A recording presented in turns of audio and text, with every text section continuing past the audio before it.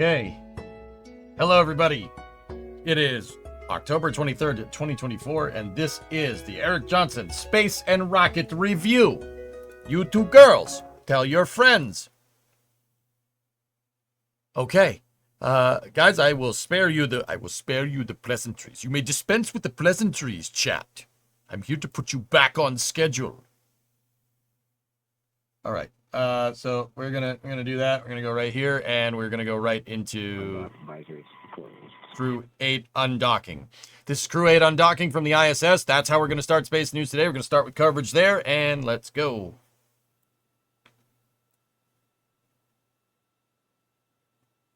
So Crew-8 is undocking from the International Space Station after being Perfect. And that after being relieved by Crew-9, which launched 2 weeks ago. the spacecraft has entered the approach ellipsoid. That's the 2 by 2 by 4 kilometer sphere around the International Space Station that teams use to monitor arriving and departing spacecraft. So over the last 8 months, Crew-8 has had what I like to call a astronaut's eye view from the space station. They've had an opportunity to capture some pretty amazing views from low Earth orbit. One of the photos that we got was with the space station being about 250 miles above Earth. They're too far away to make things out like cars, people, or buildings, but what they can see are other landmarks around the world. And the long camera lenses they use help zoom in on familiar sights from our home planet. On September 19th, the crew captured a celestial sight with comet C-2023-A3 rising through the atmospheric edge towards the sun. The crew had been watching the tail structure evolve over the last little while. And here's another long exposure shot. This was taken on August 11th above the Indian Oceans as star glitter from above. Such a beautiful aurora.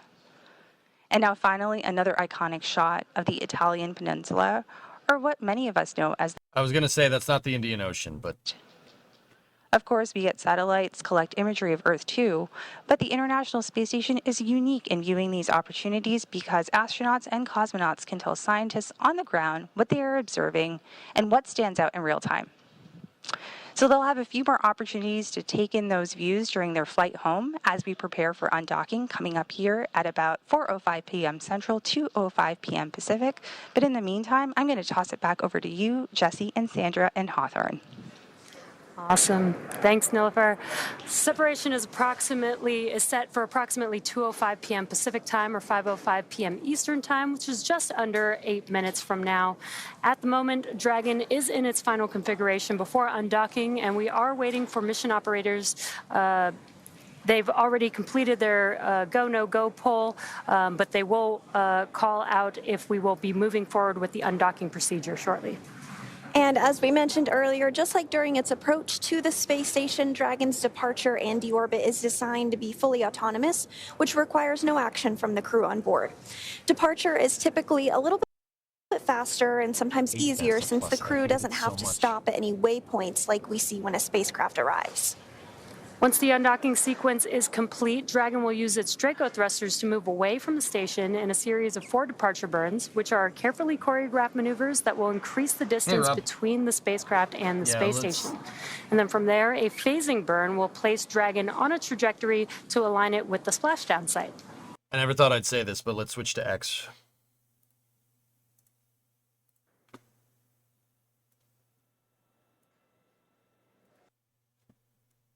Once that happens, it will take less than 5 minutes for Dragon to separate from the International Space Station, which has been its home for the last 7 months. An awful idea. At the planned undock time, SpaceX Mission Control will command the undock sequence start, which begins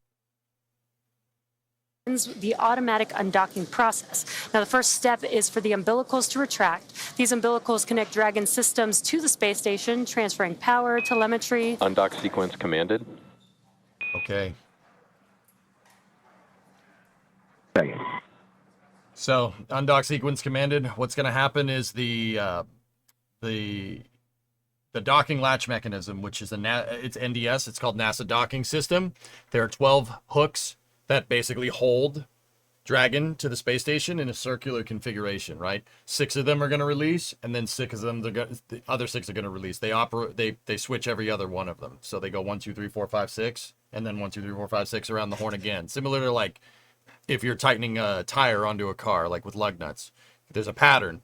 They're undoing the hooks in sequence, and in 5 minutes, should see an undock, or less than that, actually, at this point. Again, another good call out there that the umbilicals have been demated. And then Dragon will be ready to depart from the space station once those hooks have been unlatched and begin to move itself further and further away using its thrusters. That's right. And while we sometimes do have views of the undocking as it takes place, we aren't expecting those today just due to handover between our satellites. That happens from time to time, but we might get some views throughout the broadcast towards the end once we get past that time period. So Dragon's initial departure from the International Space Station is a little different from other docked spacecraft like the Soyuz, which rely on springs to push them away from the docking port. Dragon will execute 2 short thruster firings to undock using a combination of the 12 Draco thrusters around the base of the spacecraft, with the first 2 breaking any stiction between Dragon and the docking port, and the second slowly backing the spacecraft away. We're expecting that call for the undocking sequence. Well, we actually did hear that call for the undocking sequence already, so we're well underway here and expecting the actual physical separation to occur in 4 minutes at 2:05 p.m. Pacific. Yeah, and with Dragon getting ready for undocking, let's go back to Nilüfer in Mission Control at Johnson Space Center to take us through undocking. Perfect. Thank you so much, Sandra. So we just heard that we are going through the undocking commands, and they have been sent up. So we'll take a look at the umbilical retraction as that is ready. That should probably take just about a few minutes. Once the umbilical hook is disconnected, Dragon will be relying entirely on its own power sources from batteries generated through solar cells instead of taking power and telemetry from the space station.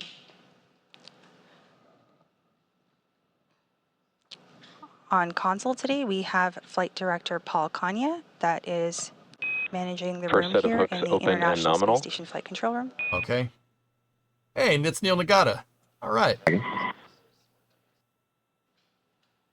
That guy was watching. And we just heard the call out of the first set of hooks being opened. That guy was watching Starbase Live during the Starliner launch. He had it on his laptop. No joke. We'll now look for the umbilical retraction and look for 2 sets of 6 hooks. So this is going to be the second set of 6 hooks that will open, and that will take just a few minutes.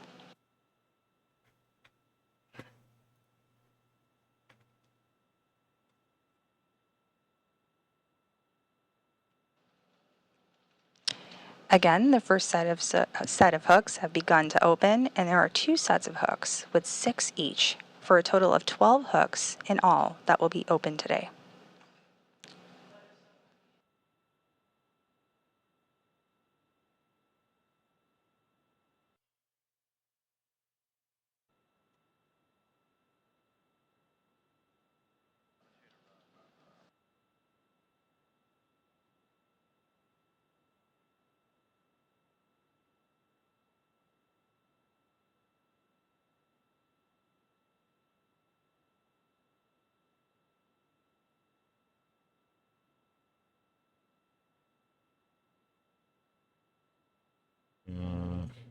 Should be getting a signal, or should be getting a confirmation of undocking here within 60 seconds. Discovery, go at throttle up. So as we await confirmation, there on your screen you see, as I mentioned, Flight Director Paul Kanya, and beside him Capcom, which is Neil Nagata today. See? They are the primary folks in Mission Control Houston here gloves. communicating Keep doing with what you're the doing. crew Right on, where man. necessary. I'm trying, dude. I'm trying. Thank you for the resub, man. So, like I said, that dude that's sitting down, the capsule communicator. All hooks open. Oh, there we go. He was watching Starbase Live. Perfect. That was the call we were waiting for, with all 12 hooks now open. We saw it on the camera. Yeah, I don't think he's watching today. Next up, Dragon will execute A short Dragon burn separation just confirmed. before separation. Okay, good separation. And there was the call we were waiting for. This is a combination of Endeavour departing. Fair winds and falling seas and Miyaki Pisaki, my friends. They were ringing the bell for a departing spacecraft, guys. Come on, Dragon. The circle will never be the same without you. I thought somebody dropped something. I'm like, it sounded like something good fell. words from our But crew then members again, departing space station right now. Jason Dragon, it's been an absolute pleasure to serve aboard the space station and stay on the watch. It's in great hands. Godspeed. Tojo, you'll never guess what I found.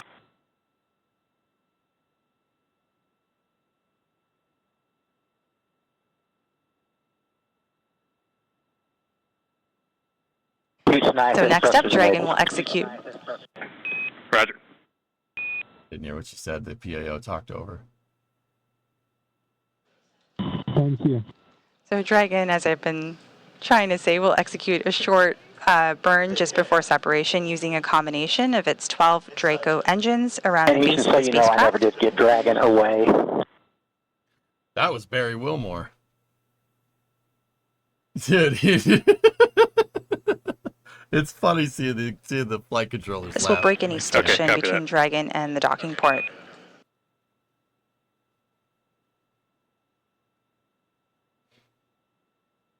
And then a second burn will help the spacecraft slowly start backing away.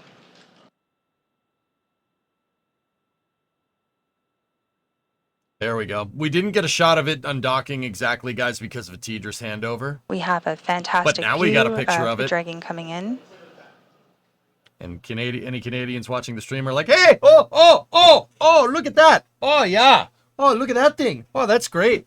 Look at that right in the shop. Canada mentioned. Oh, yeah, bud. Dragon SpaceX late call depart burn 0 was nominal. Okay.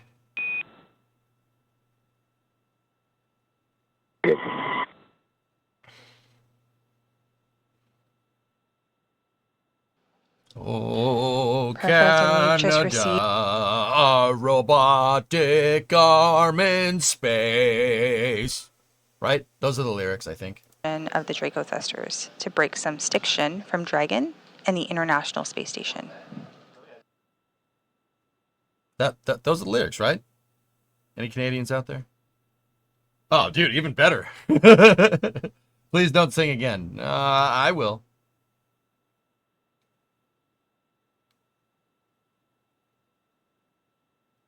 Exposure. Ship 26 needs arms. Ship 26 needs a metal grinder and an excavator. Like maybe a Cat D9 or something just to run it over.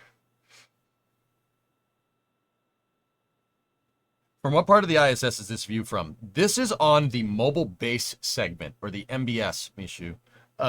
That's the arm is attached to it. So not a lot of people know the ISS has that big truss segment. Now that part people know. It's this big crossbar that goes across it. All right, we have confirmed separation here at yeah? 4:05 p.m. It's good to know. Central, 2:05 p.m. Pacific. So International Space Station and Dragon. on that truss segment on the front side of the space station, there is a segment called the mobile base system, or the MBS for short. It is actually a little shuttle, not like a space shuttle. It's a little train. I guess that would be the right way to say it. It's a little train that can traverse back and forth on the truss segment. You can attach the arm to it, and you can move it all the way out. So if somebody needs to install a new solar panel, they can get the arm out there for work. This camera is on the MBS. It's tilted 90 degrees, so that way is up, Earth is that way. So we're kind of looking at like this relative to the ground. But yeah, there's the MBS. That's it right there. The arm attaches to it. So the other things that are on the MBS are Dexter right here, which is another Canadian contribution to the space station. If if the SSRMS is like an arm, Dexter is like fingers. It's the fingers for the arm. You know, each one of them can carry a bunch of things. Yeah, it's a little train that goes back and forth on the space station. It can traverse the truss segment. Yeah, the MBS is super cool. They even have little carts. There are little carts that are attached to it. Oh. Roger that.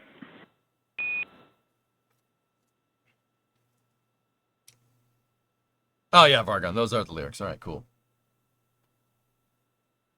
Perfect. We continue to confirm nominal burns that are taking place as Dragon continues to depart the International Space Station.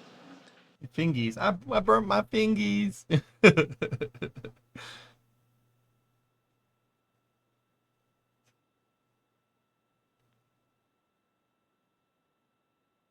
Putting a crane arm on a train. It's genius in its simplicity. Dude, it's, yeah.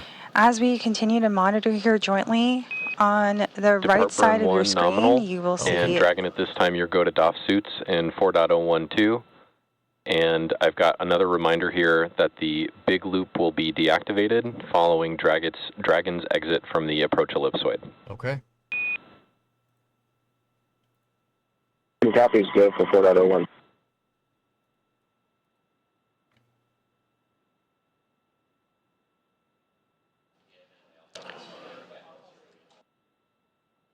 So we have a nominal depart burn lasting approximately 16 seconds. Okay. And the team continues to monitor the departure of Dragon as it exits the approach ellipsoid, the 2x2x4 kilometer sphere. Check this out. So there's a shot of the MBS. The MBS is part of the, it's a much bigger thing called the mobile servicing system. But see, they have a little cart right there that they can attach a bunch of things to. The two invisible boundaries around the International Space Station are the approach ellipsoid and the keep out sphere. So these are the spaces where they monitor the arriving and departing spacecraft. You can go all the way over here. And we are currently standing by for the next burn. Or it can go all the way over there. The arm is attached to it, and then note that it has a bunch of different angled points on the MBS at 4 corners. They're all different angles, so the arm can be in a different position so it can get at different things.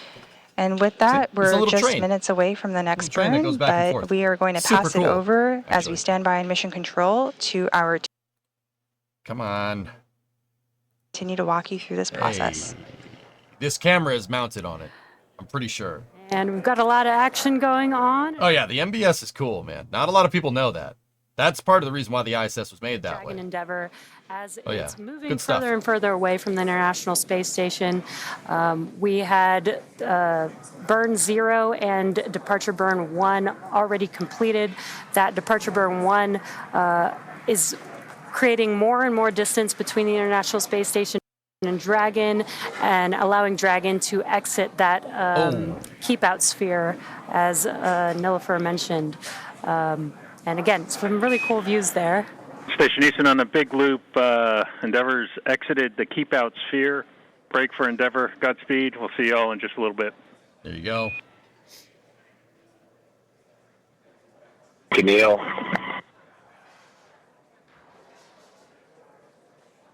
That was Neil Nagata. And on your screen, you're continuing to see... That was Neil Nagata, the capsule communicator, communicating with the Dragon Crew-8 crew that they are, in fact, out of the no-fly zone, keep out sphere around the ISS,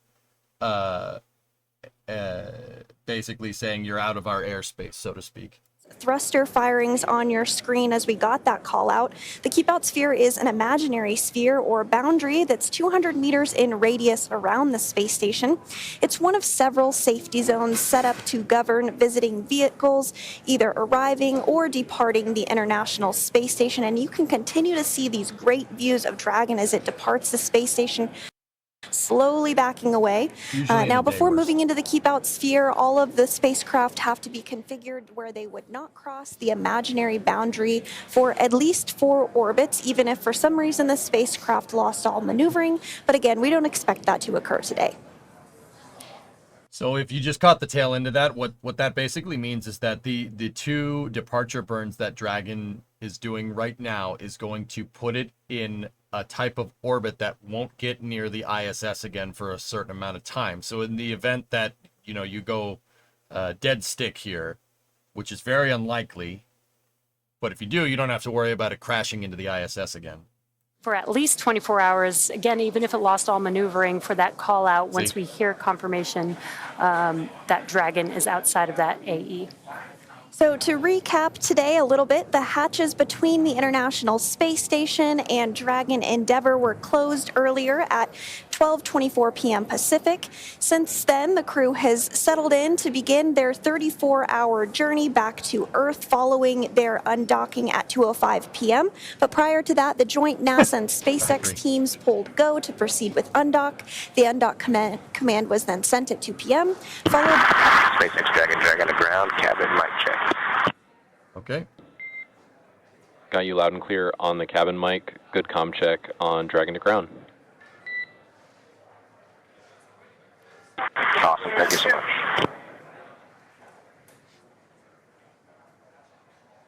And you did hear some communications about a mic check between the ground and Dragon Endeavour. This is taking place because once Dragon exits the approach ellipsoid, the big loop will be deconfigured. The big loop is that integrated loop between Mission Control Houston, Mission Control Hawthorne, the International Space Station, and Crew Dragon Endeavour. But now that Dragon has departed the International Space Station, all those folks don't need to be in the same comms loop anymore, so they're working to deconfigure that as soon as we get out of the approach ellipsoid. So just working through some of those steps a little bit, as you heard. Now, after the umbilicals were retracted just a few minutes ago and those hooks were opened, we did see physical separation take place at 2:05. Dude, it looks like a screensaver. Was flying over the Pacific Ocean, approaching the western tip of South Africa. Dragon then completed 2 of 4 departure burns and exited the keep-out sphere. And we're now just a couple minutes away from Dragon crossing through that approach ellipsoid point to set the spacecraft and Crew-8 up for their path back to Earth. Again, Dragon is targeting to splash down off the coast of Florida, and there you see another great view of it. Our Cronus flight controller and Mission Control Houston continuing to angle the camera so that we can keep a bird's eye view or an International Space Station eye view on Dragon as it continues to depart further and further away.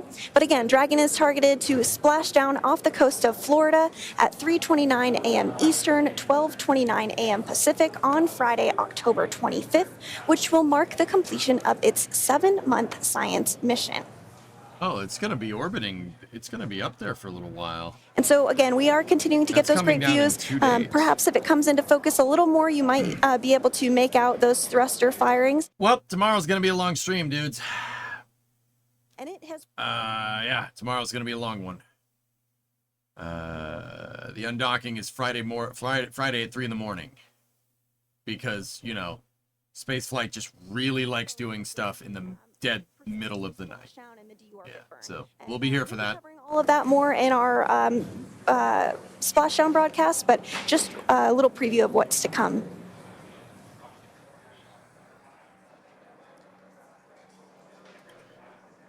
Tomorrow's the 24th. Yeah, I know, Journey. If I start a stream tomorrow, the 24th at noontime, and we go till 3 a.m. the next day, that's the 25th. The more you know. Ding, ding, ding. Yeah, so if you're just now joining Hilarious us, moment. you are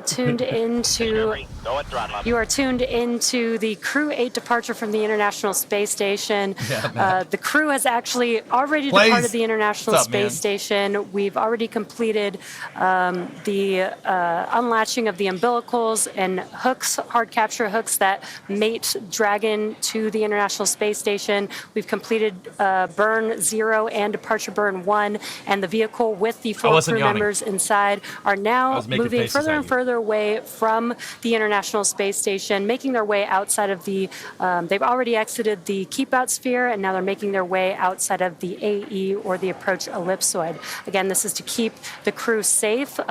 There's a number of choreographed maneuvers that the Dragon spacecraft has to do to make sure that it can safely depart away from the International Space Station, and then it will soon begin maneuvers over the course of the next 30 hours or so to make its way back down to Earth.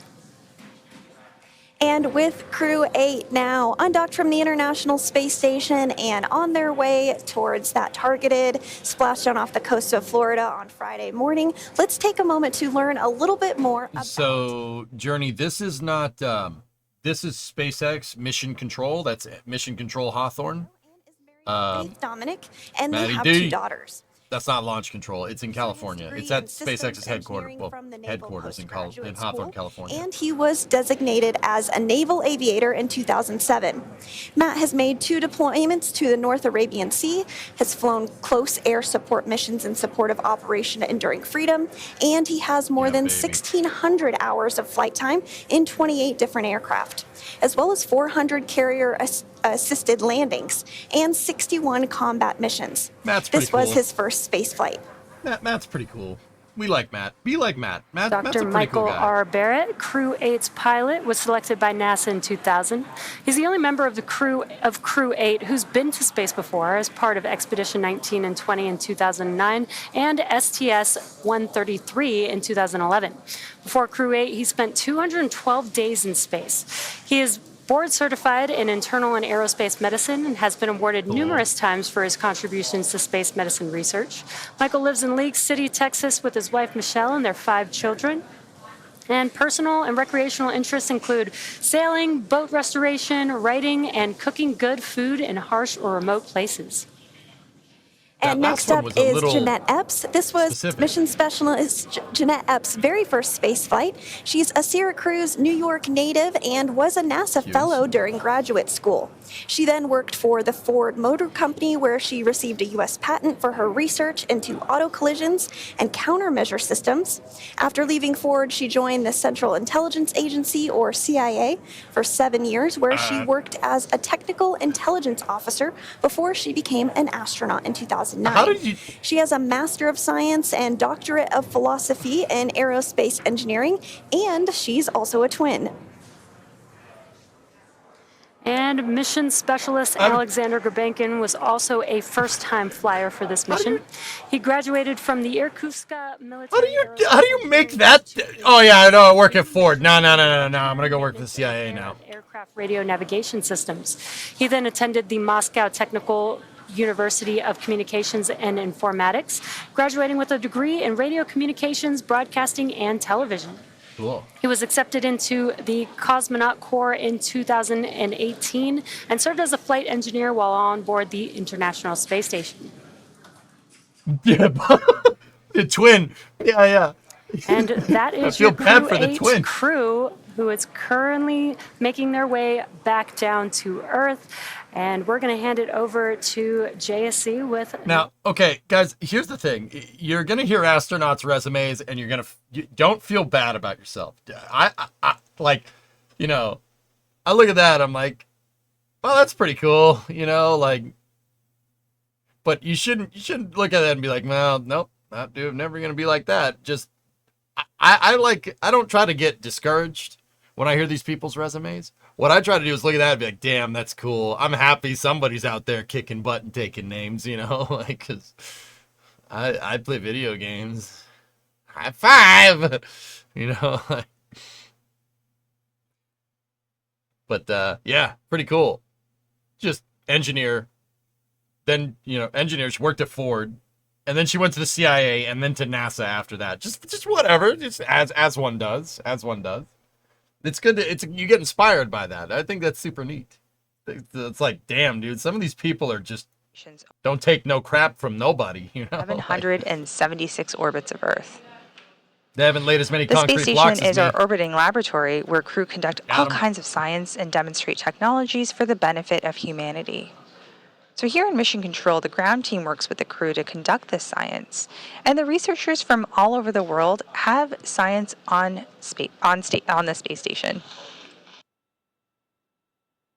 Johnny Kim Chimp, yeah. Over 200 experiments were worked on during Crew-8's time on orbit. And NASA astronaut Jeanette Epps spent some of her time extracting DNA for the genomic enumeration of antibiotic resistance in space experiment. So this experiment surveys the station and the antibiotic-resistant organisms and sequences their DNA to examine adaptations to space. And the results from this investigation could support development of measures to protect astronauts and people in buildings and facilities on Earth, such as hospitals, from resistant bacteria. I understood some of those words. Yeah, I know who Johnny Kim is. Chin. We see Dragon here getting... We streamed when he got chosen as an astronaut. We streamed that astronaut class graduation ceremony. Yep. I promptly heard his resume and went, I made my bed today, Mr. Kim. So there, bruh. Now what They did are you higher do? quality than those printed on the ground. So the results from this investigation could help to advance the production of organs and tissues for transplant, and also improve 3D printing of foods and medicines on future long-duration space missions.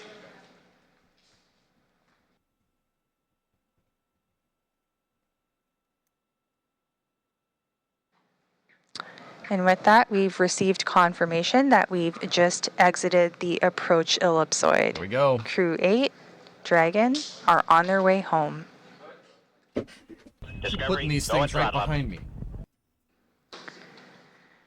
I'd be remiss not to talk about NASA astronaut Mike Barrett and what he did while he was in orbit.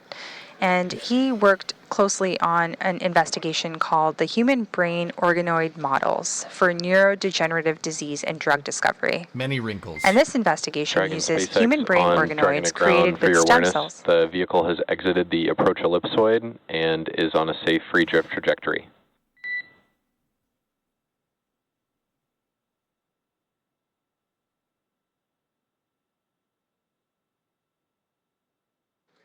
Great, we just heard that call out, and science will always continue to be front and center with various crews that spend their time aboard the orbiting laboratory. And when they splash down, they'll be extracted first, followed by some of that science I just discussed, and it'll be delivered to researchers on the ground. So while we may not be able to air after we exit the approach ellipsoid, we'll continue to provide periodic updates through our mission audio commentary on nasa.gov. So with that, I will take a moment and hand it back to Sandra and Jesse in Hawthorne. All right. They're going to be back down Friday at 3 in the morning. We'll be here for that. So Thursday into Friday's stream is going to be quite long. That's a 15-hour stream. But we're up for the task because we got the tools and we have the talent. Yeah. Finger guns.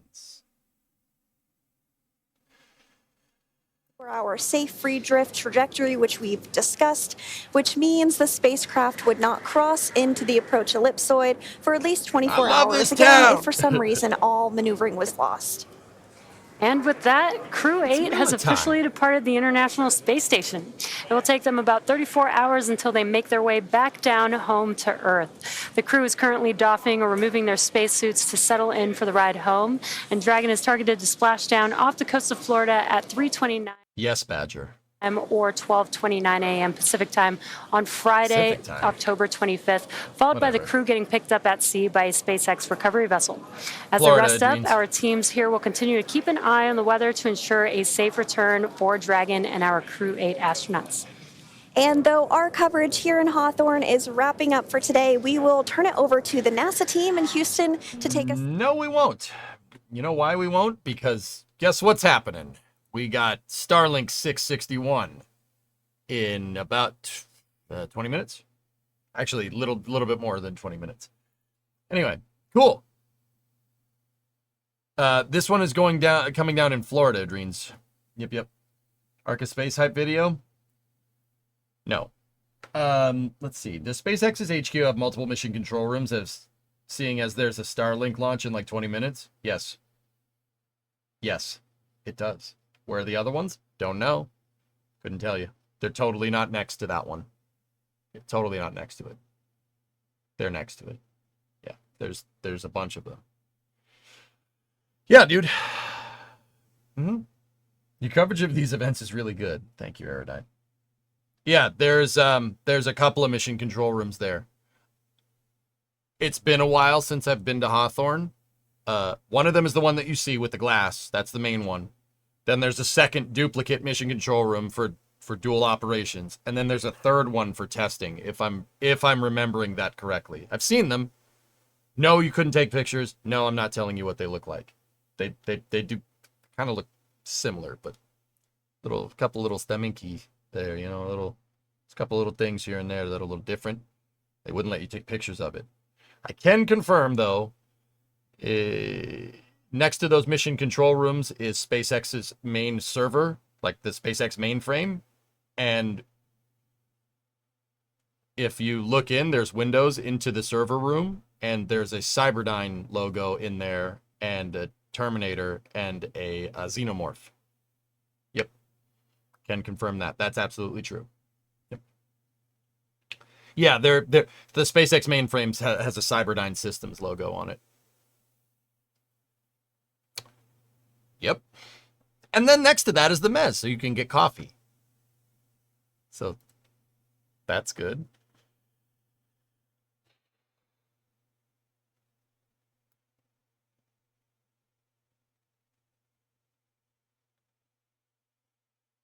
Can't stop looking at booster catch. The hand? I don't know what you're talking about, Chief. That doesn't exist.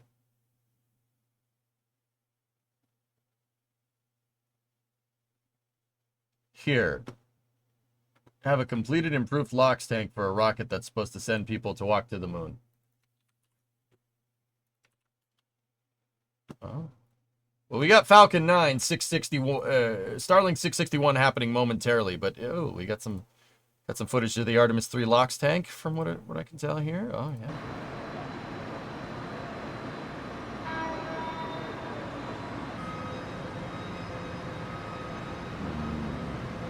Momento.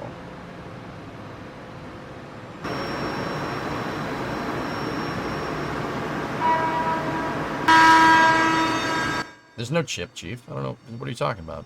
No chip?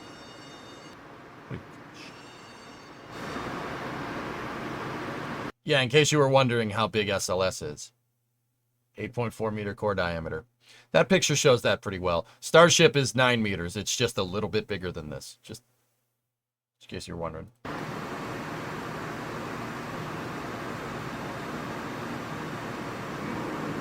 When is this getting delivered to the bottom of the ocean? It'll probably burn up before that happens, Jim. But when that happens, I don't know. I have no idea.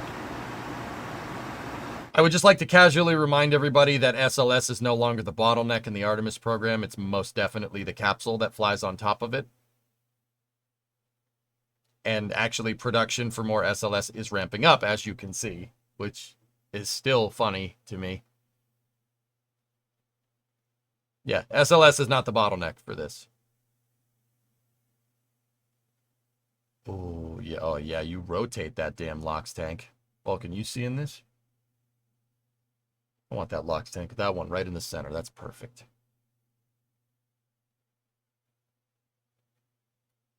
The core stage was engineered meticulously, Hellfish. The only reason that it took so long was, one, Michoud got hit by a hurricane in 2017, which delayed the program by a year at the very least. And two, yeah, this is kind of their fault. They underestimated that building the main propulsion system, the MPS, for the core stage is basically like building the back half of a space shuttle in terms of complexity. Now, whether you hate that or like that, I don't really care. It turns out it's complicated.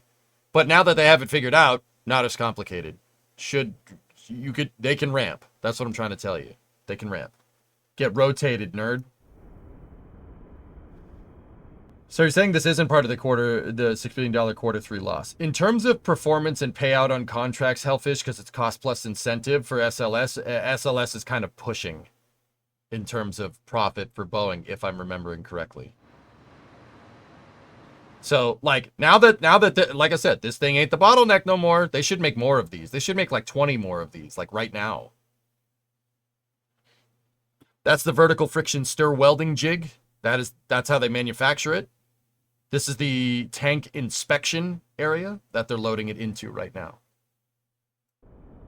This is the high bay in Michoud. This tank inspection bay was used for Saturn V's, believe it or not. It was used for S1Cs. To do the exact same thing, inspect the tanks. 20 more for what missions? I'm sure we could figure it out.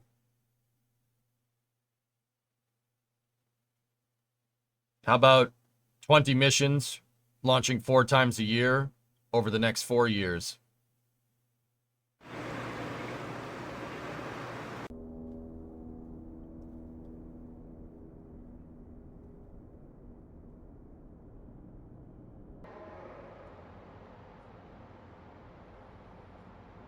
That'll leave 4 left over. Backups.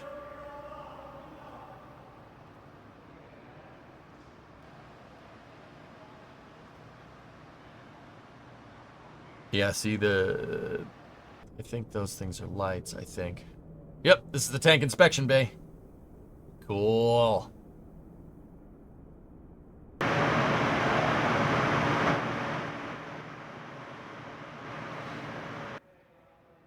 Oh, dude, this footage is sweet, man. Note that, like I said, the tank inspection bay is much bigger than the core stage because this tank inspection bay was originally built for a 10-meter core. It was built for Saturn V. They've been using this the whole time. They used it for ET tank inspection, too. Yeah, note that it's a lot wider than the tank because it was built for a much wider diameter. The tank inspection bay looks like a missile silo with the side missing. Yep. Yep. See the scale we're talking about here? Pretty cool, huh?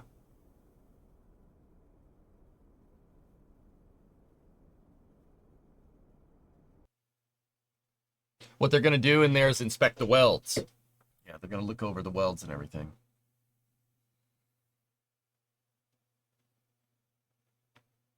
We already had that one, Vulcan, but yeah. Is this in the VAB? This is not the VAB. This is the high bay at Michoud in Louisiana. Cool. Nope, tank leading weld inspection and proofing is already done. Oh, very nice.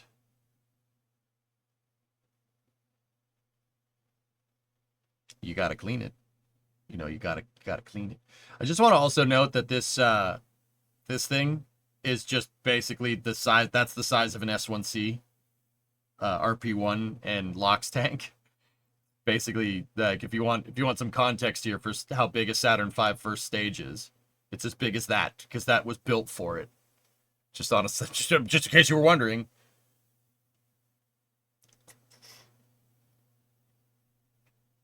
I also peeped the EUS flight dome over there.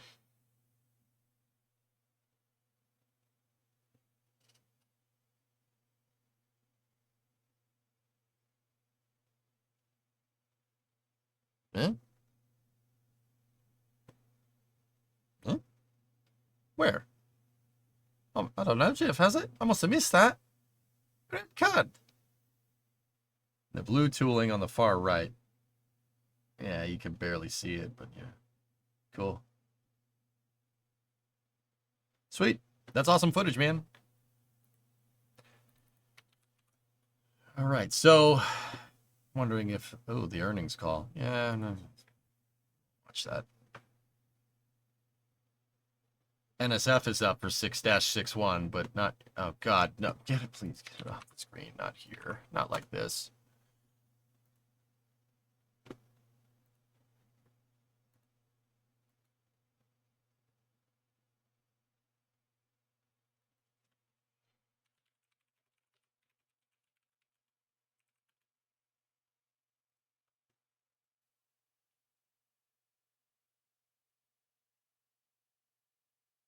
So, you want fries with that? Now we know he doesn't follow the stream because he doesn't follow the no politics rule. Yeah, right. All right, so Bollinger Shipyards announced that it's going to build another rocket transportation vehicle for ULA called RS Spaceship.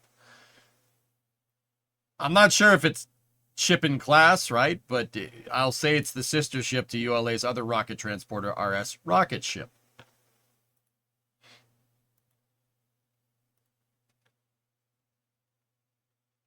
Cool.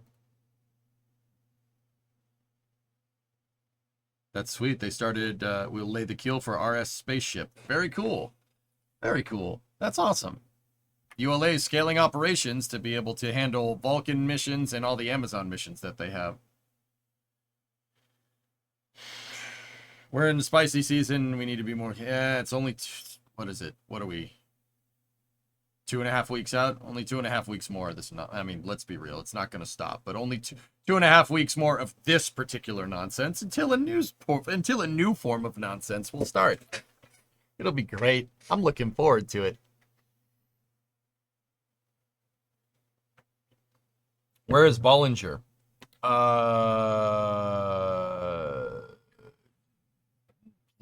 place near the ocean.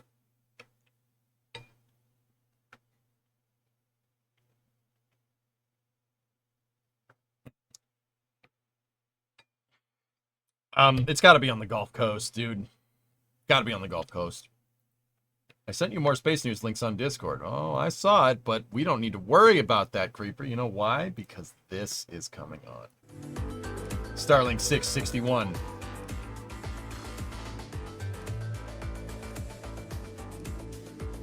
What type of candy are you giving out on Halloween? Kit Kats.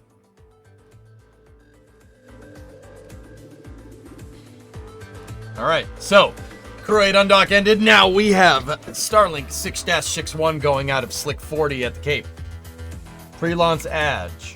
Pre-launch ads. Yeah, sure. Pre-launch ads. We will run them now. One ad only.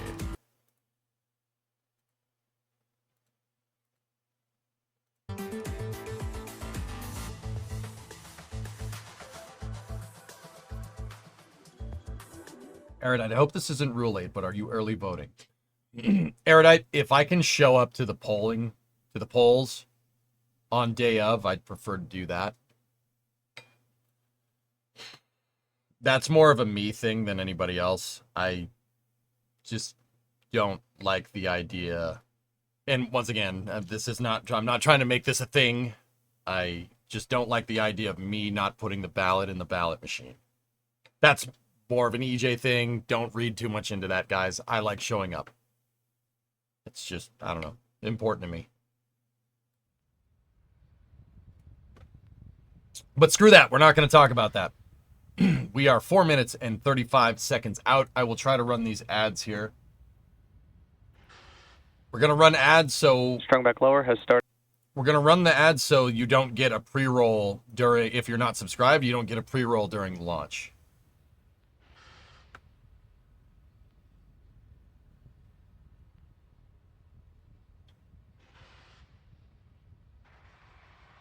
It's probably referring to the shell, Mishu.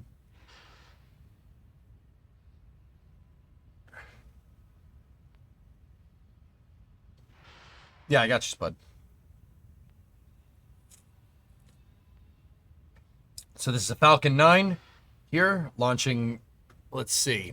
Let's see what the details are. Let's get the deets. We got 23 Starlink V2 mini satellites on board. Today's core that's flying is booster serial number 1073. It's on a 72-day turnaround and will be launching out. It will be landing out on Shortfall of Gravitas, one of SpaceX's autonomous spaceport drone ships. This is SpaceX's overall 401st mission. It's 101st mission of 2024. 385th Falcon 9 mission and 99th Falcon 9 launch of 2024. Pretty cool. Got a pretty sunset there at Space Launch Complex 40, Cape Canaveral Space Force Station. Stage 1 lock slot is complete. How many launches have you seen in person? Lost count. Did they find the problem with the second stage thing? They did find the problem with the second stage thing. See, Kraken, that problem was fixed. The thing is that the FAA allowed Falcon to return to flight basically about 5 minutes, actually like 5 minutes before they granted the launch license for Flight 5 and 6 for Starship. So that news immediately got buried. It got buried under a mountain of chopsticks. Yeah.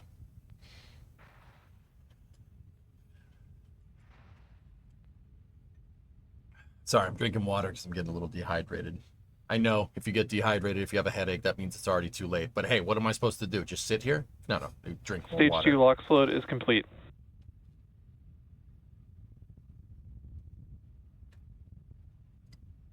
Stage 2 liquid oxygen loading is complete. What we should see is the strongback start evacuating the remaining propellants from the transporter erector, that truss structure just to the left of Falcon 9. What they're doing is they're getting everything out of the fuel and oxidizer lines that go to the second stage. Gas launch closeouts has started. That's what it is. That's the ground gas closeout. They're getting all the liquid oxygen and fuel. They're draining the fuel down the bottom, but they purge out the LOX line by pumping nitrogen up the line, and the oxygen turns to gas and it gets displaced out of that vent right there. The idea is that you don't want your pad to catch on fire when the rocket launches. You want the rocket to catch on fire down there, not the pad. So they're evacuating all the propellants out of the pad. Falcon 9 is in startup. Falcon 9 is moved into startup here. Yeah, exactly, NG. It's pretty funny. Go for launch. Launch director reports go. T-minus 42 seconds and counting.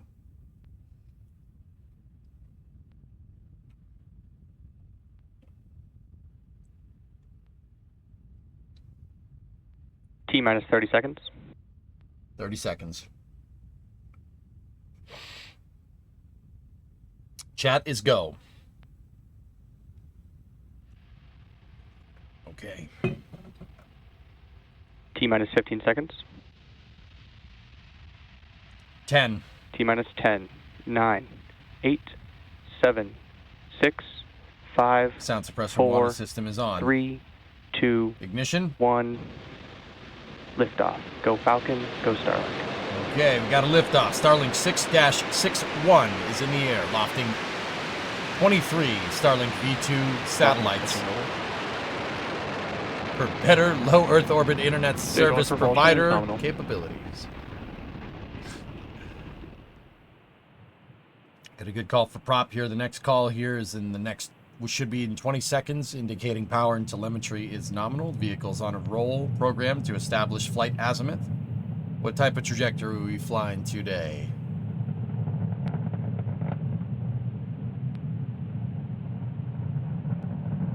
South. This is a southeast trajectory indicating flight azimuth is somewhere on the Power and telemetry nominal. Somewhere on the compass around heading 135 out of the Cape.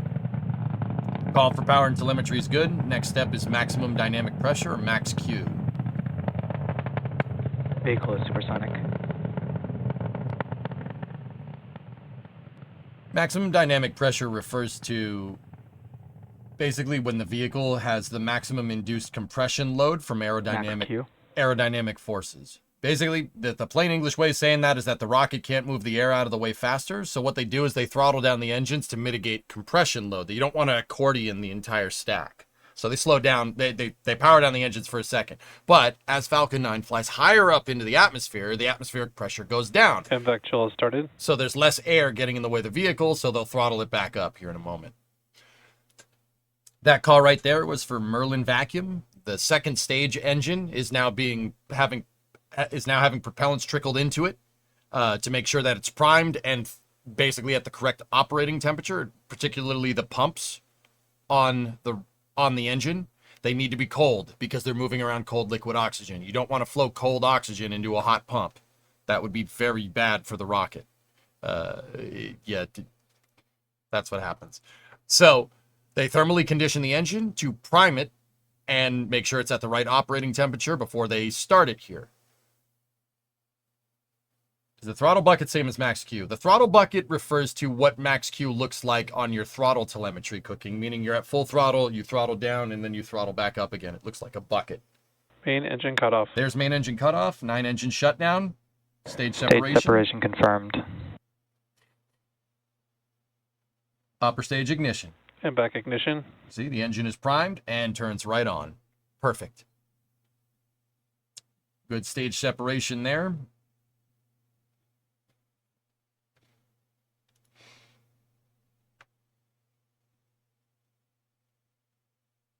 No problem, Apache. It's what I do. Now, should come up here on fairing sep. Here it goes. Fairing separation confirmed. We got a good shot of fairing separation. introducing the 23 V2 mini Starlink satellites to the vacuum of space. Those fairings will be reused. We don't really have serial numbers on the fairings, so we don't know what fairings they are or what missions they've flown, but they will be reused. They're basically going to re-enter downrange, and they have a parafoil that'll deploy, a big parachute, and then the fairings will basically glide down and land in the water like a seaplane, and then they'll be recovered. Over here on the left side of your screen, you have the first stage. Grid fins have deployed, and what's going on there? You're seeing little pulses you're seeing outgassing pulses. That's cold gas nitrogen thrusters, basically just compressed nitrogen. That is basically keeping the booster on an even keel.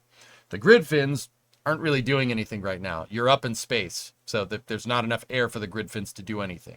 The RCS, or Attitude Control System, SpaceX calls it ACS on Falcon 9, are basically keeping Falcon 9 in the correct position, so when Falcon 9 does start coming back down in the atmosphere, the grid fins are pointed in the right direction, and also the entire vehicle. Discovery, go and throttle up.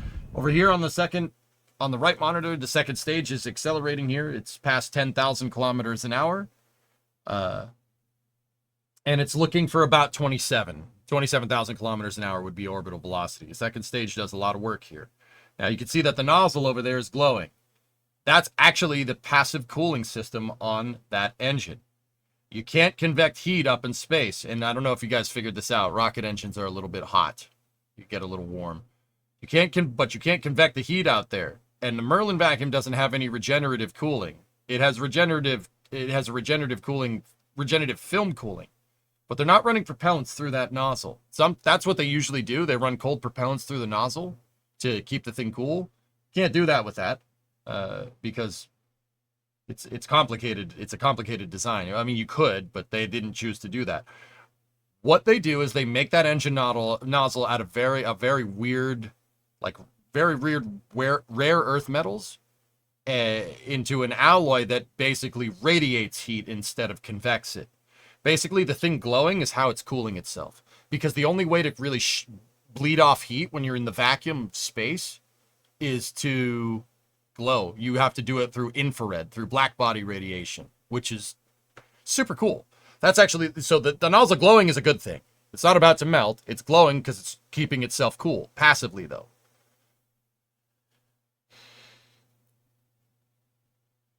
Coming up at here on T plus at 5 minutes and 55 seconds into this Starlink 6-61 mission. Next step here is the entry burn, my favorite part.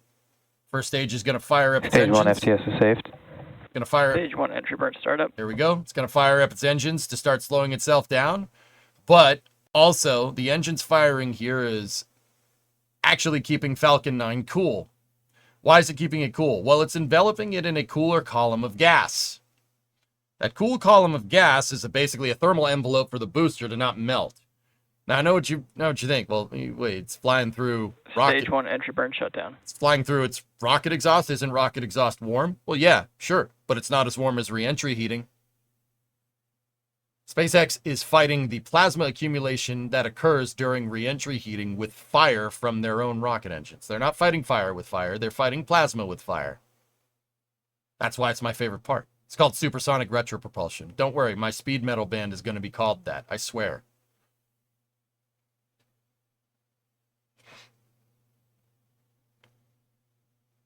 Okay, first stage is now coming back down into the atmosphere. You should start seeing the grid fins start wiggling around doing work here.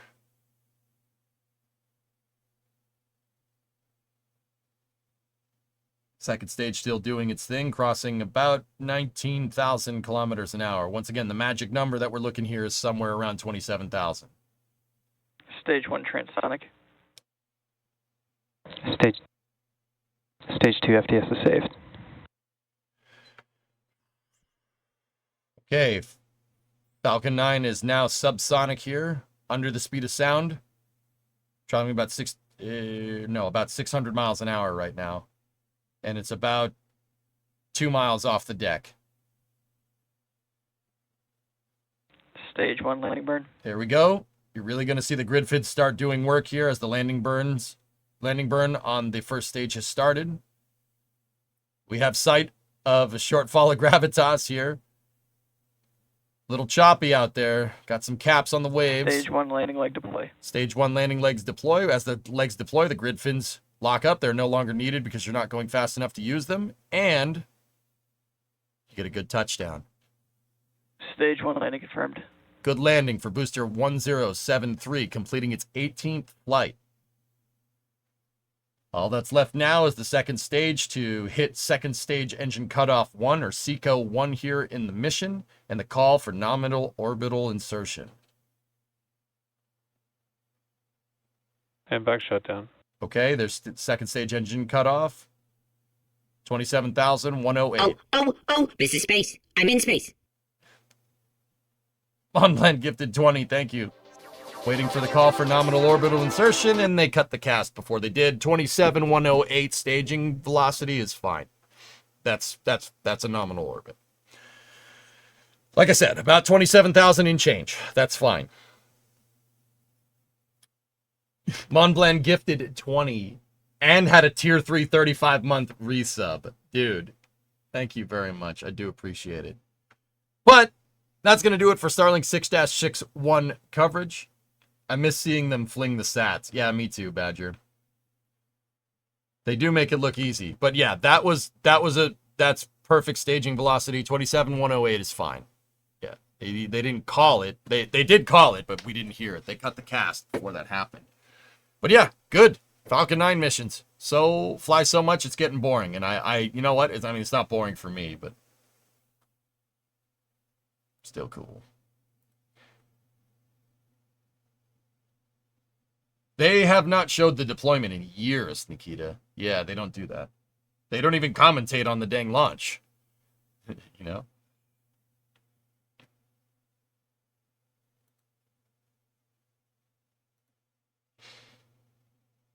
How much Delta V is lost doing a roll program?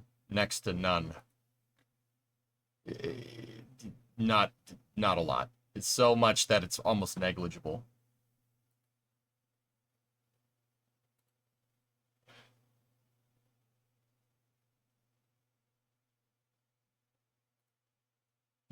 Nice weather guy. Do you really think they treat each flight like it's the first? I don't think that they necessarily treat each flight like it's the first flight cooking, but they definitely tweet.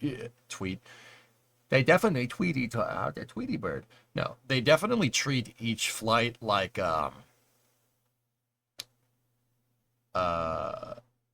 it's a very serious thing. I wouldn't say a first flight, but every flight definitely gets treated like a big deal. I wouldn't say first flight, but a big deal. You know what I mean? I thought I saw a booty cat. Chris G, XNSF, now SpaceX, also likes that view from the ISS. Yeah, I know Chris, Mishu. Chris, a buddy of mine. Yeah, see, he knew. He knew.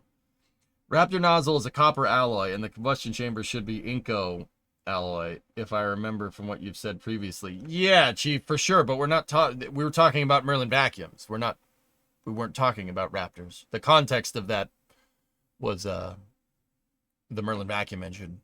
But yeah, that's what I have said. Sounds right to me. The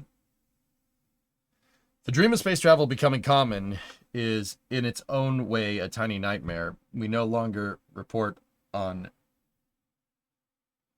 trans-Pacific air travel for identical reasons.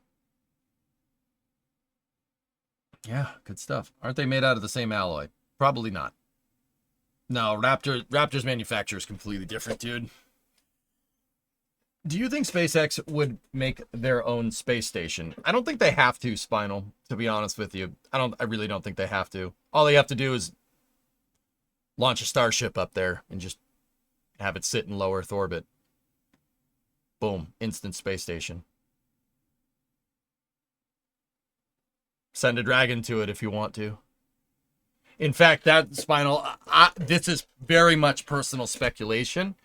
I think that's what Polaris 2 is. You know, we saw the Polaris Dawn mission where Jared Isaacman, Scott Poteet, Anna Menon, and Sarah Gillis, did that extravehicular activity, tested SpaceX's new EVA suit.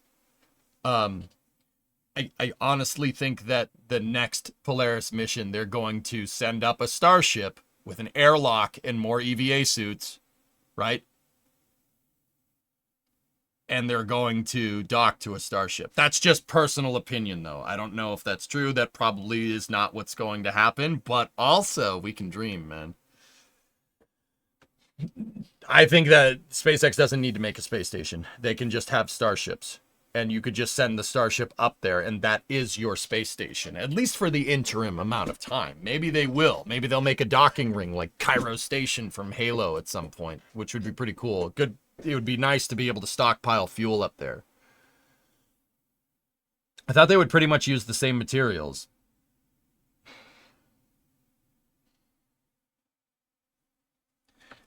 Chief, if I was making a cigarette boat, a racing boat, what would it be made out of? Fiberglass, right? Fiberglass, carbon fiber, maybe. If I was going to make a container ship that holds 5,000 TEUs, what would we make that out of? Would we make that out of carbon fiber too?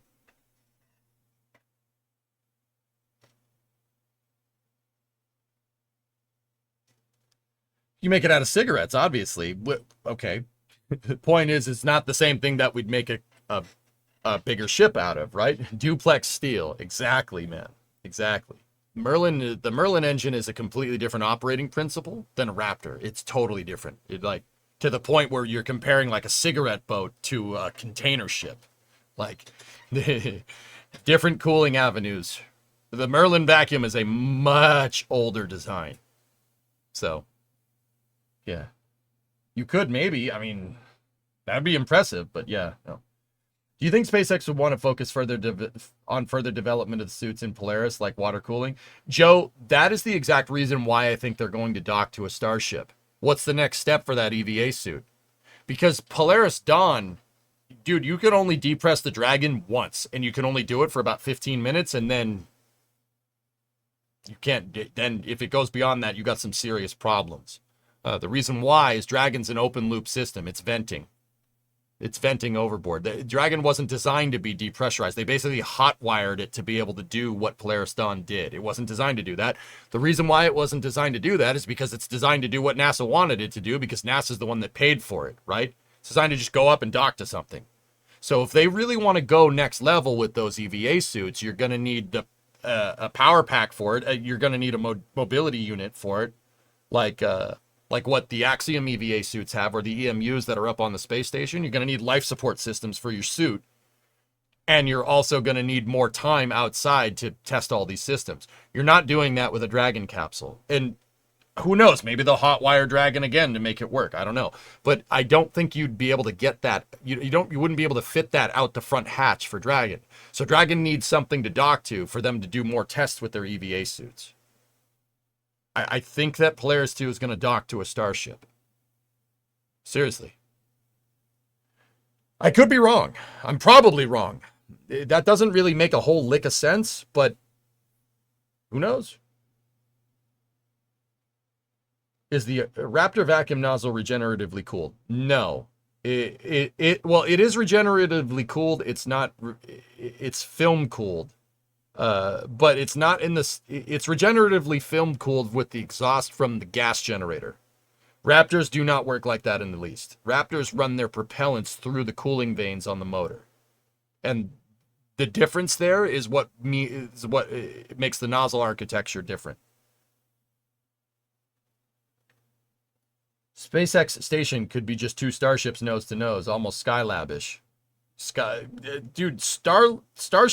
Starship space stations, Eddie, is reusable Skylab. I'd also like to point out that if anybody's wondering about scale here, and I always say this every time. So if we look at this, we look at the picture, this picture of Skylab right here, right? So do you see where that checker pattern is right there? You see that? That right there to the back over here, basically the main habitable volume of Skylab, that can fit in Starship's payload bay. Yeah, might be a little bit cramped, but if it's a permanent module, who cares? Skylab is a modified S4B. It's a modified Saturn V third stage. The S4B has a 6.6 meter diameter. That can fit inside of Starship's payload bay. Or usable payload volume, I should say. You can't fit any of this stuff here. But what I would think would be a really cool thing to do, build something like this, put it inside of the habitable volume, put an airlock in, because you're going to need, SpaceX needs that anyway, because that whole human landing system thing that they're contracted to do. And then take a docking port and put a radial port here. So Starship would open up its payload bay doors and a Dragon would dock. Similar to how the shuttle's docking port. Similar to how the shuttle's docking port is in the payload bay. Only reverse it. You know what I mean?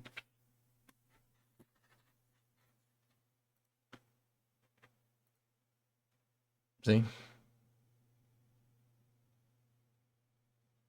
Yeah, Phoenix. The habitable payload volume from Skylab could fit in this right here. From the checkerboard to these stringers back here can fit inside of Starship's payload bay. That is taking into account header tanks and stuff.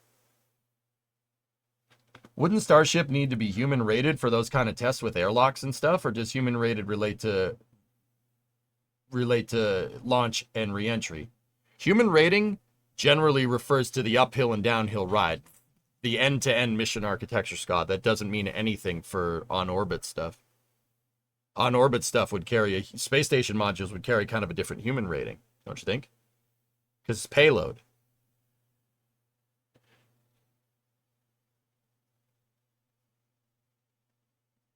Either that or carry an airlock in the trunk and dock with it Apollo style. You could do that, Goatman. Yeah, that wouldn't be a bad idea either. But yeah, you'd lose the airlock and you'd lose your EVA suits too. Unless they can figure out a way to get a fully autonomous, like a fully self-contained EVA suit outside of Dragon's hatch. Then maybe. That's a lot of stuff to take into account there. Being able to get your suits outside of the hatch. Because Dragon's was not designed for that. It's the NDS, which is designed for egress with, like, under a pressurized environment. It's not a dedicated airlock, you know? Skylab was built out of the upper stage of a Saturn V rocket. That's correct. I think a thing like Vast is doing is a better long-term option.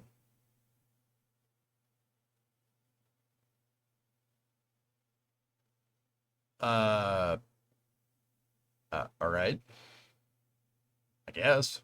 I'd like to point out that one of Vast's modules is a 8 meter or 7 to 8 meter module. If it's 7 to 8 meter, there's only one thing that can encompass that, because a 7 meter fairing, for instance, is not going to be able to hold a 7 meter diameter space station module. So you'd need something bigger. The only other thing that has a bigger usable payload volume is Starship. So somebody over there in the YouTube chat, Daggerbird, you're saying just have a core module that can have multiple starships docked to it. Yeah, that might happen a lot sooner than you might think with Vast.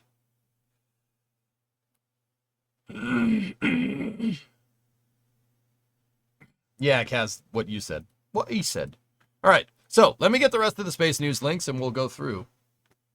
This. So yeah, good conversations, dudes, for sure. That's right, it goes in the square hole.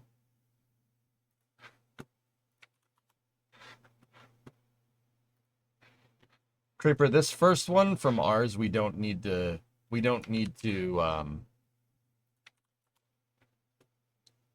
mention that. We went over that yesterday with the SF-106 mission. It's pretty obvious that if you have a Space Force mission on the books that the Space Force is going to grant Vulcan NSSL certification, you know. You don't need to write however many 1,000-page article about it. Like what's-his-face did. You know what? Actually, let's read it. I'm curious.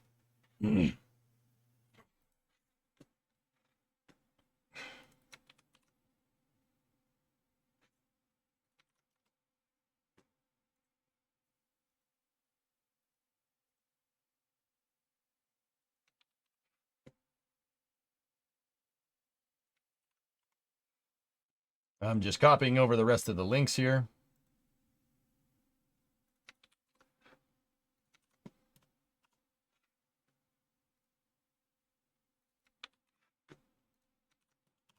There's some interesting stuff here.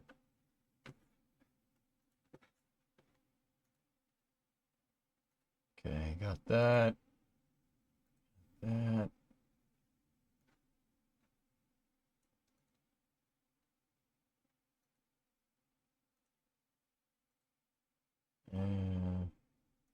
Yeah, I'm just making sure we're all good.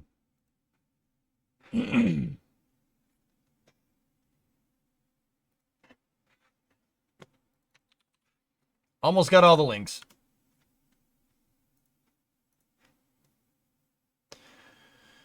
How's progress on the KSC Starship Tower? Non-existent. Non-existent as of right now. SpaceX, because SpaceX decided to redesign the OLM. Sorry, I can English.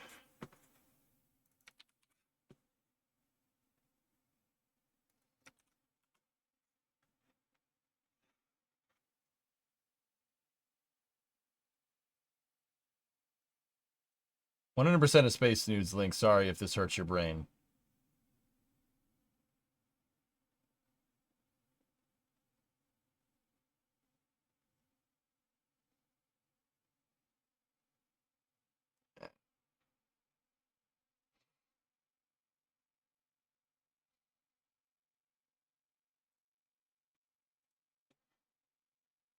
And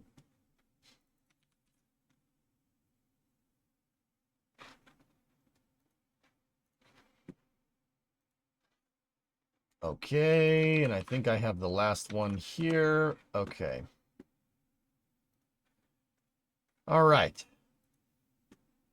So, yeah, you guys like the updated backgrounds? I figure I'd be on this page here while I transfer all the links over. I have to transfer them from one computer to another. It takes a second.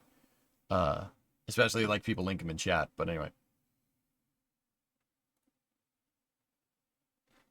Yeah, we got Gallagher back. But we also got some booster catch, shuttle, booster engine cutoff. We got more booster catch. We got re-entry. We got green run. We got a lot of good stuff. That guy is still playing Galaga. He thought we wouldn't notice, but we did.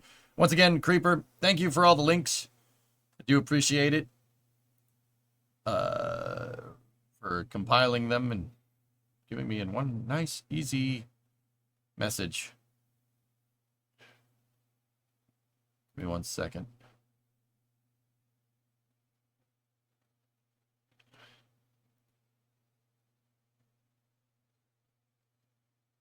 Okay. Very Bing chilling. Is there a way we can get those catch videos in sync? I wonder.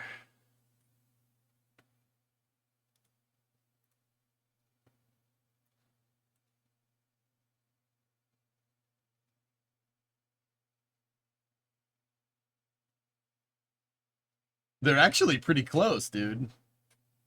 They're actually pretty dang close. You know, I'm just going to leave it like that.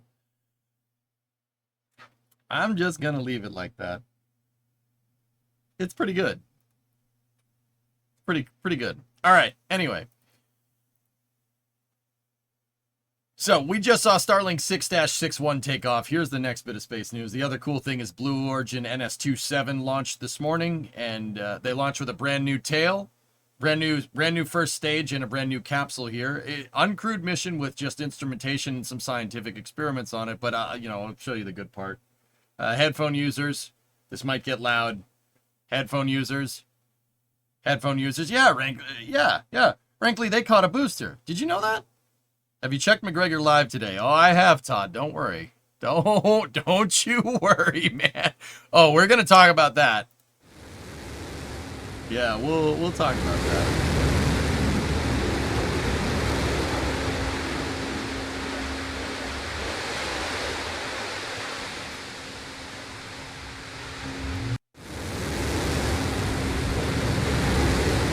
That's pretty neat.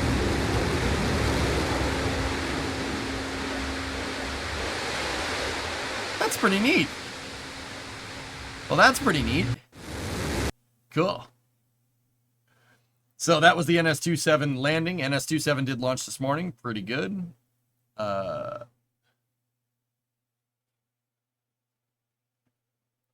So this is the article I wasn't sure if I wanted to mention. I'm just kind of curious. So Ars Technica posted this. Space Force official expects to certify Vulcan rocket despite nozzle failure. So once again, this is something that we kind of saw coming, considering the news that we covered yesterday was the Space Force announcing that ULA is going to launch for Vulcan's first Department of Defense mission. They're going to launch the SF-106 mission, which is apparently some type of rideshare with payloads that include, and also the really awesome systems architecture of, I don't know what's on it. If you didn't, that's what I'm trying to say. Anyway, so Ars wrote an article about it. I'm just kind of curious to see what this says. Stephen Clark wrote this one. Yep.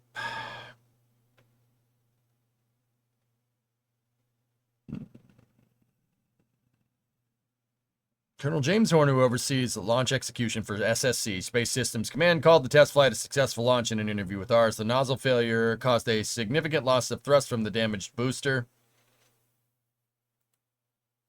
Vulcan rocket's ability to overcome the dramatic nozzle failure, which was easily visible in the video of the launch, really demonstrated the robustness of the total Vulcan system.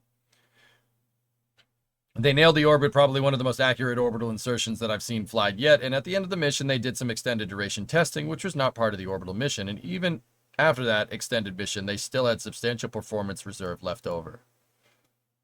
Cool. Joe Barnard had a good video explaining what happened. Yeah, Vulcan's Cert 2 flight, which is basically the test flight to make sure to let the Department of Defense know the rocket is ready to go, was a Vulcan VC2 Vulcan that launched a couple of weeks ago, and it had the 2 in VC2, Vulcan Centaur 2, implies that there's 2 solid rocket motors on the sides. You can attach up to 6 on Vulcan. One of them, the nozzle particularly, basically decided to nozzle in. It came off. It did separate.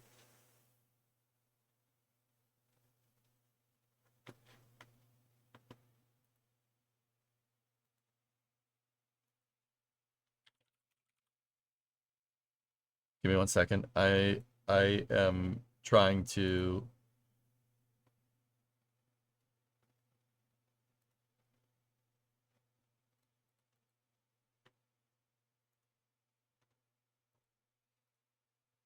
I need to give Jack crap. Hold on.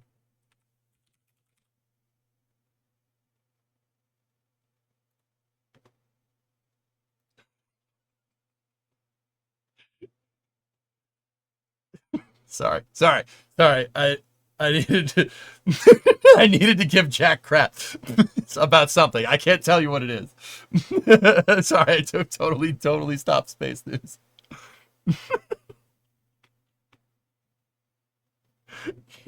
I said, what is that? He says it's something called cheem steak.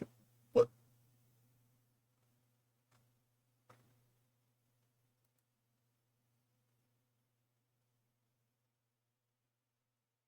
Yeah, okay, no explanation for that one. Yes, I mean yak. What does Tory Bruto say when someone doubts ULA's launches? You're just rocketing the boat. Poor Jack. Yeah.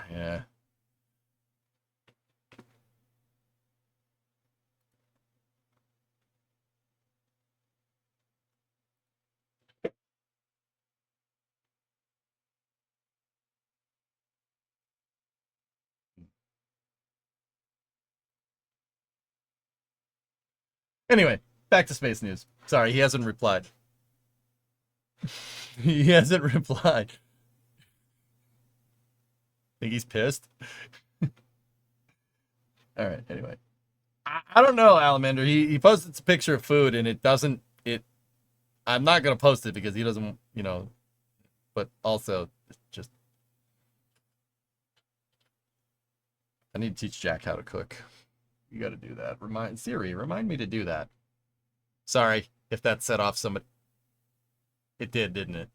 Anyway, okay, moving on. So yeah, Vulcan's one of the SRMs on Vulcan popped off, no good. But believe it or not, despite having a nozzle failure, the vehicle compensated and was able to get into the right orbit. Now, once again, we can kind of just pop through the rest of this. There's a whole freaking article about this. But we over here, like for the space and rocket review here,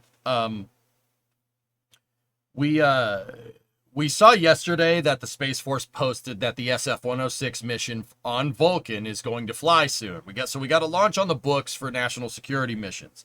That's what NSSL certification is. National Space. I blanked on the NSSL acronym. National Security Space Launch. That's what it is. You don't need to type it. I got it.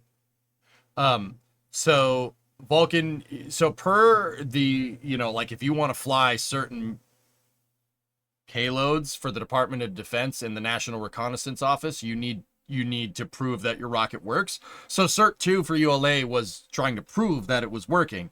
And despite the nozzle coming off, they still achieved the objective, which is super cool. Vulcan actually compensated for the loss of thrust, and we saw it fly up into space. It was amazing, actually. Really cool.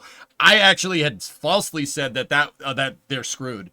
They're screwed. But yeah, no, it turns out that it didn't really, it was it did lose a good amount of thrust, but it was a negligible amount, and it compensated, which is pretty awesome. So here's the thing. Like, we could finish reading the rest of that Ars article, or, well, let's just kind of put together, if the SF-106 mission is on the books, I'm going to go ahead and guess that they certified it, or they're going to certify it very soon. So, next bit of news.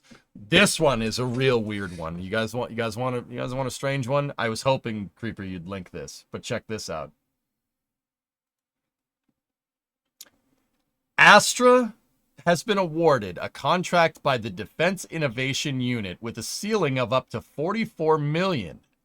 The contract supports advancing and scaling the production capabilities of Astra's unique, tactically responsive launch system to achieve the prototype objective of launching Rocket 4 to orbit or suborbital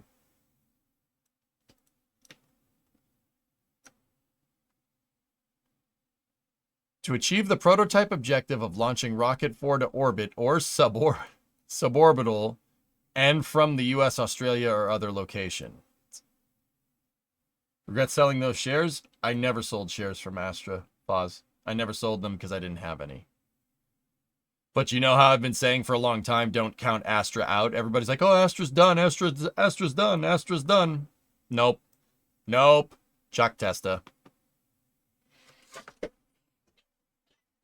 Why is the exhaust of New Shepard a little orange? Shouldn't it be crystal clear? Yeah, Snake, that indicates a little bit of fuel rich. It's probably on purpose for cooling. Rockets never run full stoichiometric unless it's a fuel rich stage combustion like the shuttle, in which case, yeah, don't have to. But theirs doesn't work.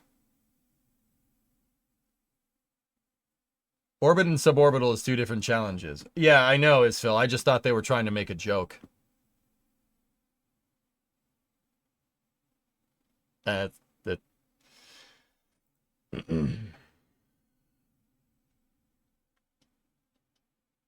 Yeah, Shogun, we'll get to that. Astra is the steam rocket, right? No, that's Arca. RB, Astra is the one that went to launch and the rocket just kind of went sideways off the pad. Does ULA Hotfire test the solids anywhere? Frankly, they Hotfire test solids in Ogden, Utah. It's not ULA, it's Northrop Grumman that does that. Yeah, it's in Utah. Didn't Astra go private? Yes, they did. 44 million is a bit tight for what they're trying to do, but yeah, pretty cool. Pretty cool. They're not dead yet.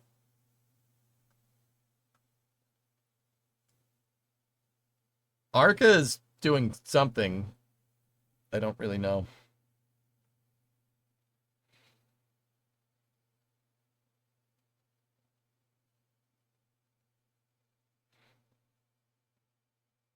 Give me 1 second. I'm monitoring the back channels for NSF over here. I want to see something.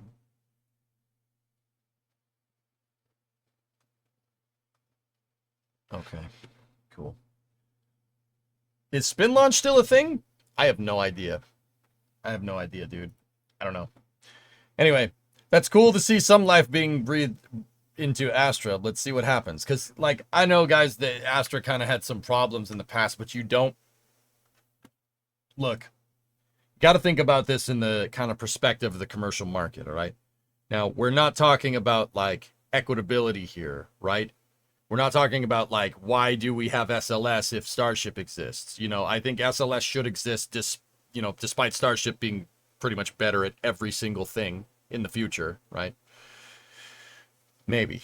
But I think that NASA should have their own thing. But here's the thing. In the commercial market, that's not so much the case.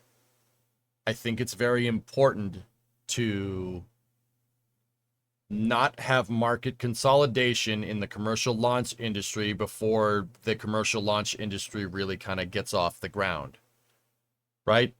You have all these other players in rocketry like Relativity, Blue, Astra. You have Firefly doing their thing. All these other players that haven't really launched a lot of things yet, right? And you don't want to count these guys out, or else you're going to get market consolidation. We already saw it happen with Virgin Orbit. That's not good. You don't want that kind of stuff. You want the industry to be growing, because if it's not growing, it's doing another thing. Guess what?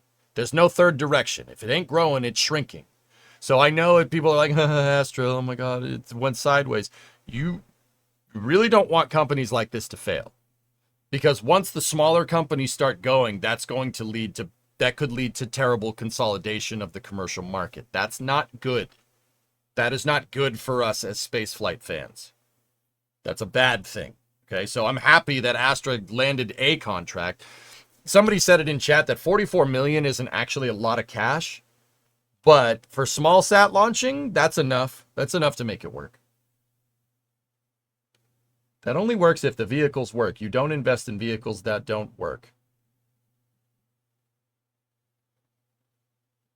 Are you thick? Did you not listen to what I just said? We're not investors. I'm not giving you investment advice, you bozo. The heck, nerd? We're talking about as space fans.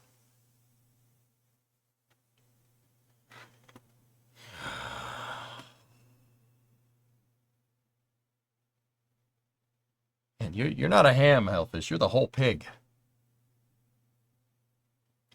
Anyway, moving on.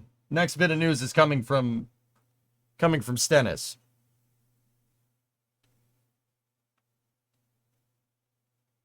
All right. Discovery, go at throttle up. Yannick, hey, 6-month resub. I appreciate it, man. Thank you. All right, this one's coming from Stennis. NASA Stennis has entered into agreement with Skydweller Aero Incorporated for the company to operate its solar-powered autonomous aircraft in the site's restricted airspace, a key step towards achieving a strategic center goal. What?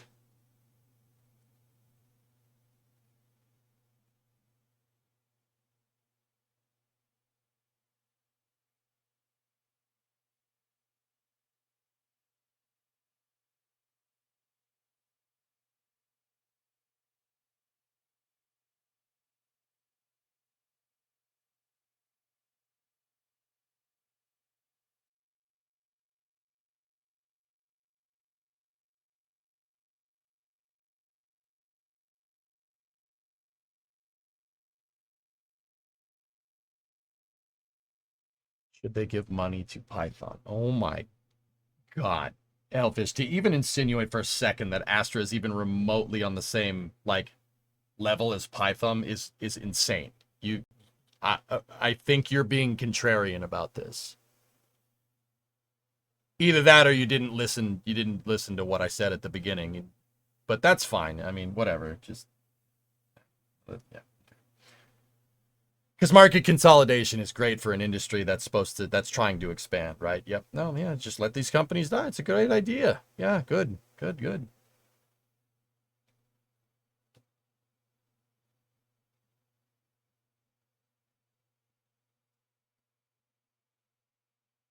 the Astra NASA Tropics 1 mission is just 2-3 UCube sats. Well, anyway, seems like they think they can get them up there. Sorry.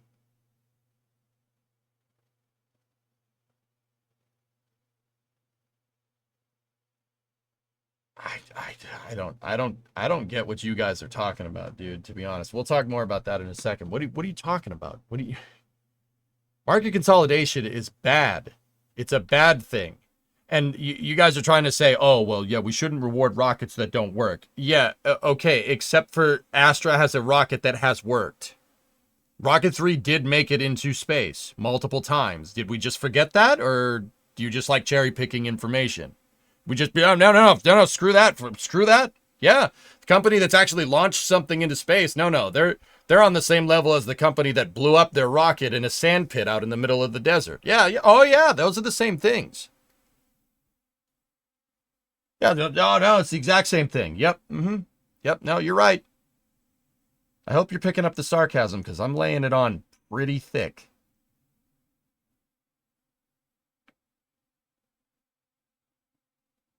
Like, pretty damn thick. Did we watch Crew-8 Undock? Yeah, Pie Guy, we did. I saw Neil was on Capcom, which is pretty cool. Rocket 4 has a proven engine. It does have a proven engine, Pete. Yeah, that's weird. Like, I don't get it. Like, they've... 1 out of 5 times. Yeah, you see, Hellfish, here you go. All right, look. 1 out of 5 times. Okay. All right, 1 out of 5 times. That's more times than Blue. More times than Relativity.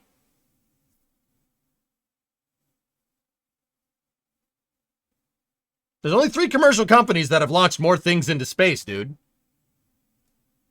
Can you name them? SpaceX, right? Northrop Grumman with Antares and Cygnus and Firefly. Oh, Rocket Lab 2. So 4. Think about that for a second.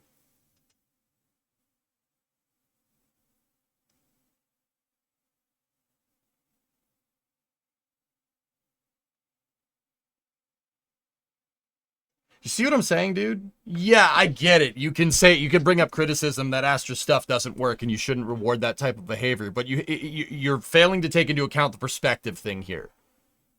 Astra's launched something into space. That is something that only a handful of companies that have done ever. Even now, ever. Right? You see what I'm saying, dude? That's not... I guess if we're gonna be specific, that is not a company you want to let fail. Python, they can go pound sand. I mean, they apparently like doing that in the desert. I get what you're trying to say, but in the context of Astra, you'd be off your rocker to let that company go under. A company that's launched something into space. That's absolutely you're out of your freaking mind.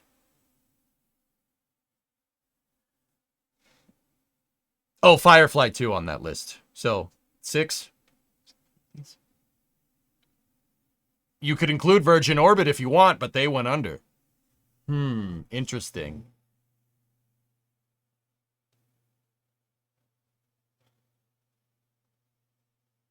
It's more than Blue, Sandy. That's right. I think it would be a foolish decision to let Astra go under. That would be very bad.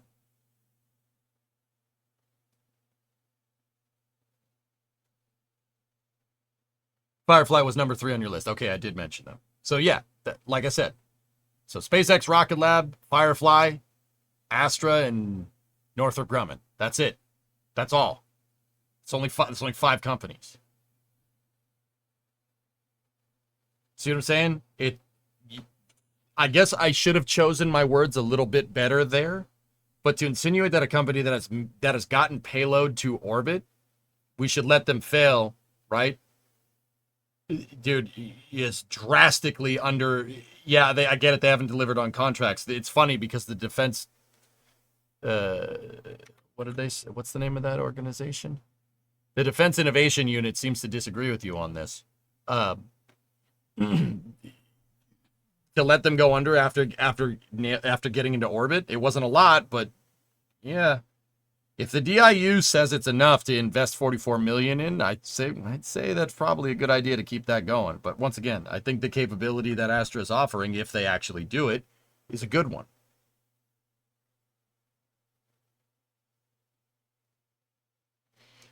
Unrelated, but one thing I disagree with you on is a lack of NASA space station interiors. The other day you said a new NASA station is a good benchmark in respect to the price to private stations, but isn't the ISS already a good benchmark? I don't see how a new ISS is appealing in any way to Congress and such. In my opinion, NASA should just be pushing the limits, not being stuck to old objectives.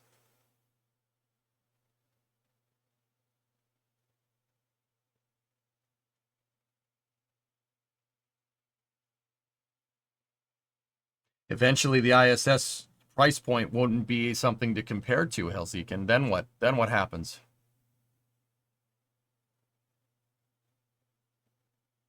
Just like comparing Falcon 9 to the space shuttle at this point in terms of cost, it doesn't make any sense. You could adjust the shuttle's cost for inflation, but you know the costs per launch are variable, right? Eventually, you're going to have nothing to compare it to. Eventually, the ISS isn't going to work. Just like how you can't compare the price of SLS to a Saturn V. Nobody does that. Because that doesn't make any sense. So, launching okay, dude, a dry workshop. Just make Skylab 2. Skylab 2 with SLS. Take that LOX tank that we saw at the beginning of the stream. Make that into a space station. Put that on top of an SLS core stage. There you go. Done. And then a nose cone on top. Or put an Orion capsule on it. Launch it in one shot. Whatever. Whatever you want. Right? That would be a good benchmark. It'd be a good benchmark. And it'd be much more cost comparable. It'd be much more cost comparable to commercial alternatives. Look, I never said that my way is the least expensive way to go, but I think it's stupid to think about space exploration in terms of cost. Don't get me wrong, I get it. It's not money printer go burr. I get it. I understand. But also at the same time, I think it's foolish to think that that NASA should be worried about cost. Like, why? What do you mean? You're pushing the boundary of space. You're pushing the boundary of space. How the hell do you know how much that's going to cost? Right? You don't know how much it's going to cost. Where's your price point? What are you going to compare it to? You have to have something.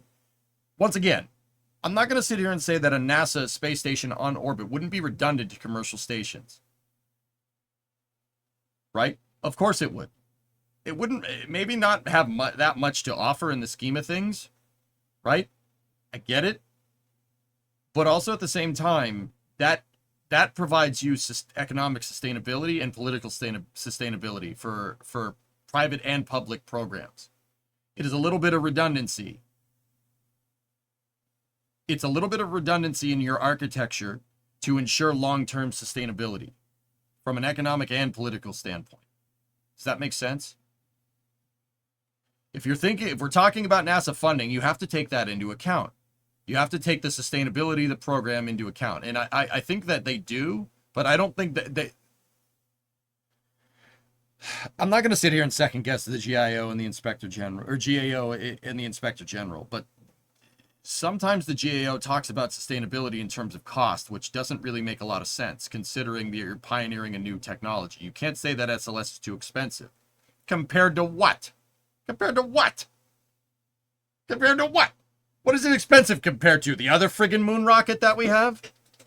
And even if I know what people are going to say. You're going to say Starship. And even if you could compare it to Starship, you think Elon's just going to open up the books and show that his rocket costs billions of dollars and it's actually, in terms of capability, is comparable on price point per launch? Hell no, he's not going to do that. Because NASA's costs are total costs involved. You hear about the whole thing. The part of the launch cost for SLS is keeping the lights on in the VAB. Just saying. Crawler transporter maintenance, mobile launcher prices, and maintenance. Keeping the lights on at the VAB, keeping the lights on at OSB-1, keeping the lights on at OSB-2, all of Kennedy Space Center. If the NASA program uses that NASA center, it foots the maintenance bill. So the maintenance bill is always going to be high. It's always going to be. If you launch more, then you can offset that maintenance cost with at least some capability, right? You got to scale. Right. We've talked about that before. I won't go too hard into it.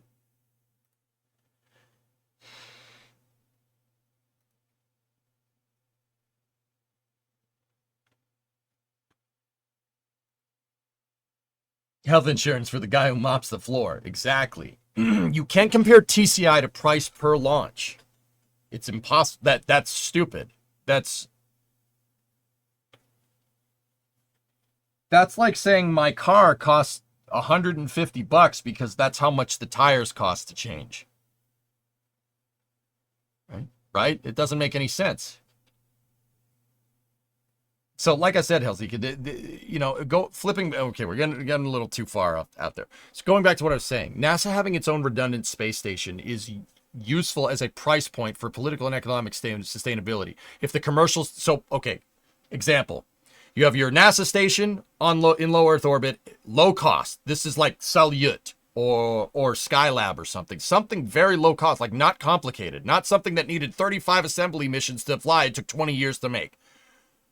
All right, this is going to be cheap, disposable station, 10-year lifespan at best, and then build another one, right? Or a 5-year lifespan. Screw it, right?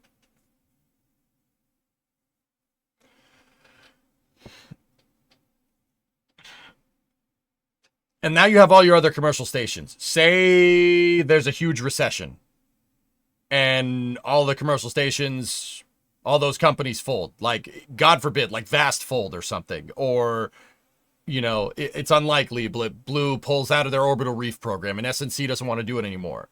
Like, commercial rocket economies are susceptible to recessions. We've seen this in the past. That's how ULA got formed.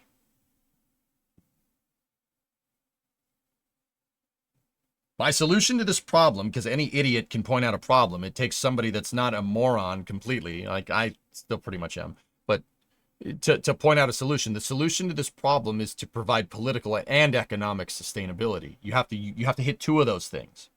You have to hit both of them. Have your public program reinforce your private program, just like the Commercial Crew and the ISS is doing right now. You can't commercialize the whole thing end to end. If you commercialize the whole thing end to end, you are opening yourself up to lose assured access to space. That is a very, very, very, very bad idea. We saw the fruits of that labor after we canceled the shuttle program and then flew on Soyuz, right? We flew on the Soyuz capsule. NASA astronauts flew on Soyuz from 2011 basically all the way to 2020, and they still do. Johnny Kim is flying on MS-28, right? Now, once that happened, it's weird. If you look at the price of a Soyuz launch seat in 2008 versus 2012, man, that's weird. All of a sudden, the price went from $50 million a seat to $90 million a seat. That's weird. You want that? You want that kind of stuff happening? I don't think that's a good idea. You don't want to rely fully on the commercial market because you're volatile. It's volatile to commercial economics, which is inherent to any commercial endeavor in the first place. See what I'm saying? That's why I think NASA needs their own redundant space station. You can compare price point, and if all the other stations fold, you don't need to worry about losing that one. At the very worst case scenario, you could still rely on Commercial Crew or a Commercial Crew adjacent program to move people to that station, in which case we revert back to where we are now. You don't want to take one step forward and two steps back. I think that's what's happening with commercial low Earth orbit destinations, but also at the same time, if you make a push for full commercialization of beyond low Earth orbit, it could get to a point where the industry is recession proof or recession enough proof. It's never going to be fully recession proof, but if we could get spaceflight to airplanes, to where like commercial airliners are right now, then maybe we wouldn't need something like that. I'm not convinced we can hit that point in the next 10 years. Not even close. No way. Does that make sense, Helsigan?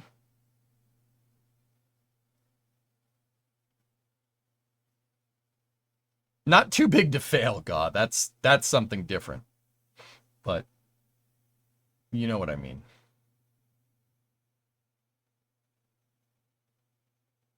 But what about Tidris?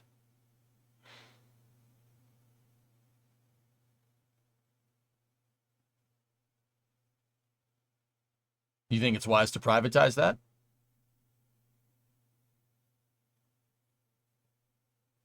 I'm sorry, I don't mean to hit your question with a question, but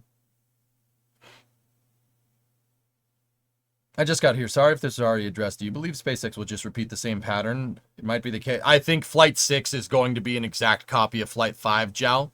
And the reason why I do is because that's what they have a license for from the FAA. And it's very clear that if the FAA gives you a license and you're SpaceX, do it. You know what I mean? Just sorry, a little bit of a side note. Scaffolding is being removed from the OLM. We're going to see a static fire, Zucha, aren't we? 13 is going to static fire. That's happening tonight. I have a feeling. So, yeah, totally. I'm sad the ESA is stuck onto its butt. At least RFA is based it. I hope they get investors. Exactly, Sandy. You can't rely on one or the other. You rely on one or the other, you're going to have problems. That's not sustainable. Because it's very clear to me, guys, that spaceflight has a problem. The reason we're not dancing around on Mars right at this point is because of two factors: economic sustainability and political sustainability. Those are the two. You find a way to knock those two birds out with one stone, we're good for a long time. That's why I like Constellation so much, because that's what it was trying to do. And we canceled it because we said it wasn't sustainable, because we're idiots. And then, wouldn't you know, 10 years later, we're saying the exact same thing about SLS. You noticing a pattern here yet? Weird, huh? The only thing that bucks this entire trend is having a healthy commercial program. That's what keeps the government programs going. Just how SpaceX and Boeing-ish are keeping the ISS going with Starliner and Dragon. This would be a lot stronger of an argument if Starliner actually worked the first time. Damn it, but you get what I'm trying to say.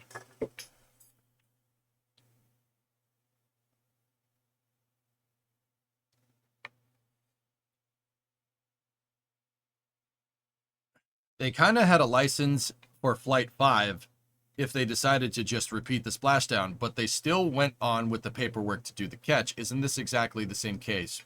What do you...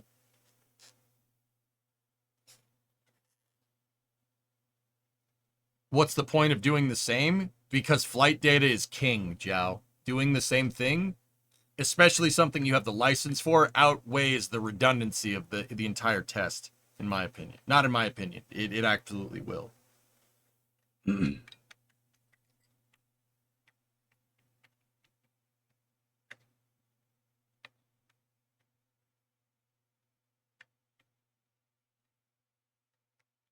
And logging the ability to get on orbit behind having things on orbit prices smaller vendors out completely. You have to have the USPS and you have to have UPS. All right, there has to be some parity here, guys. You have to look. It's not the most efficient or least or cost-effective way forward, but it's a way that's going to work.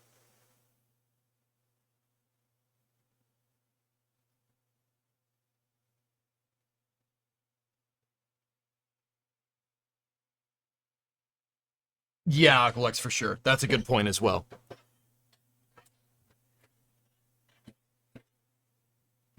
Anyway. Hellseekin, does that make sense? Sorry, I started to get a little fired up there.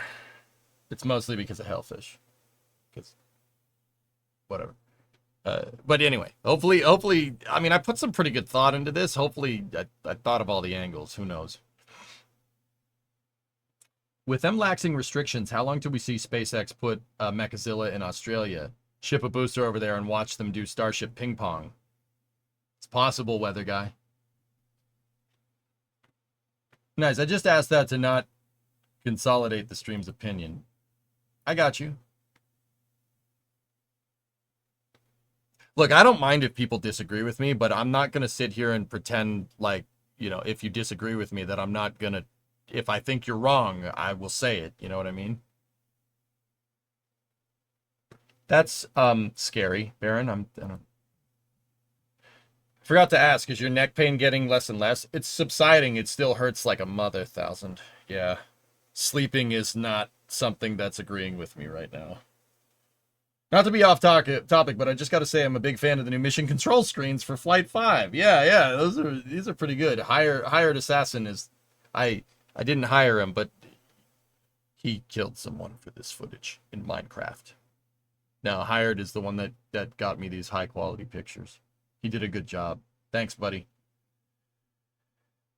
Why ship a booster? Just ship the engines. I'm sure they can build grain silos locally. We're not even talking about doing that, John. You're talking about building a catch tower off the west coast of Australia and then just catching Starship out there. But, I mean, that'd be a good indicator. That'd be a good test for point to point, but I think going full orbital and just doing a deorbit and trying to land back in Texas would probably be a quicker interim goal to get at because building a tower takes time.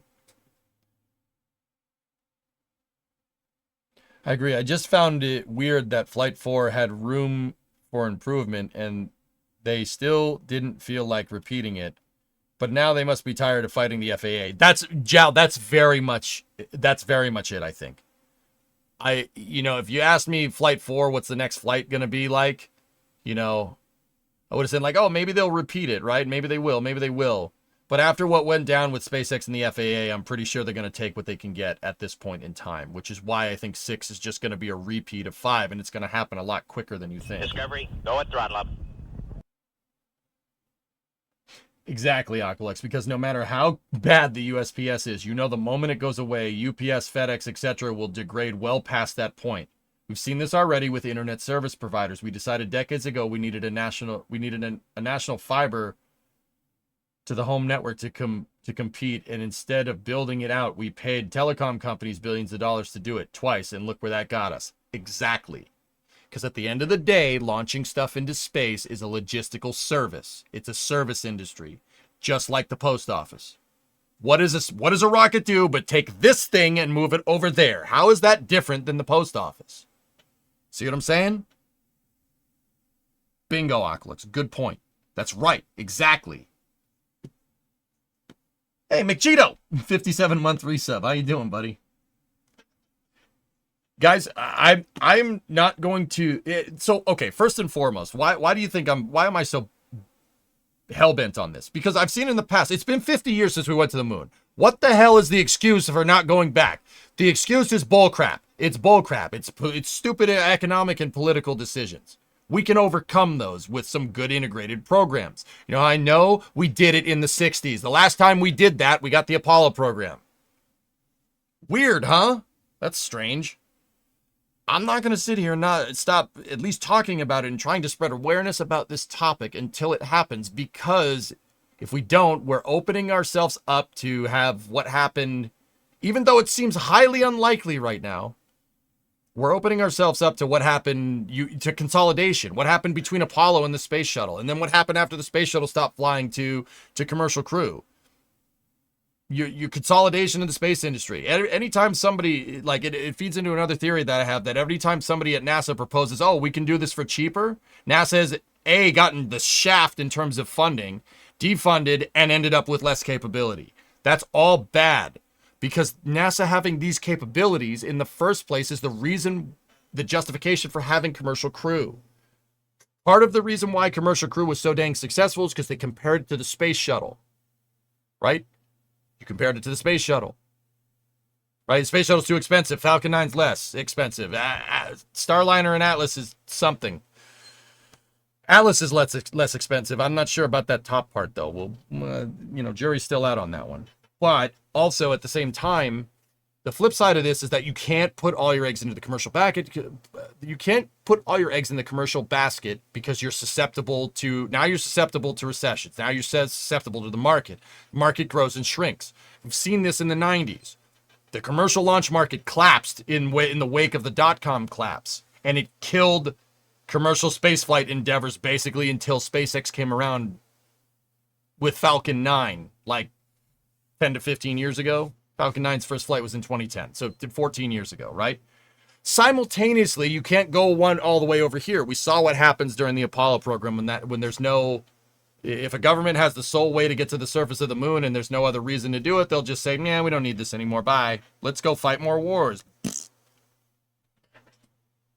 They have to be intertwined, guys. No matter what anybody says, it has to be intertwined. If it's not intertwined, we are looking at a potential future that has a very viable, and not probable, but a viable outcome of having no space program.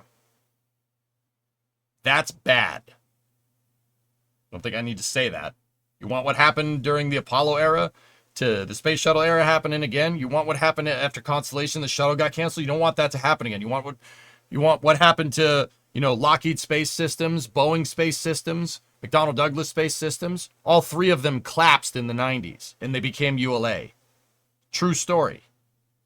You don't want that happening. Trust me on this one. First and foremost, you don't want that happening because that means the economy is doing very bad. Nobody wants that. Second part is, as space flight fans, you don't want that because that's less rockets. That's bad. Market consolidation could kill a space program. And if we're fully commercialized, a recession could take out our entire commercial space program. That's bad. We do not want this. A hybridized system, not all the Apollo program, but not fully commercial end to end, but having both of those exist at the same time, intertwined together, is the best way forward. It's not the most cost-effective way forward, but it's the best way forward that ensures long-term viability of our space program.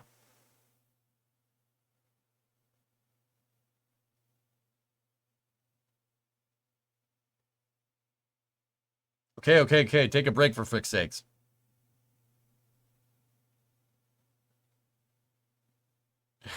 Never stop talking. Just keep talking always. Less breathing, more talking. Thank you. Zeb, I don't know what you want.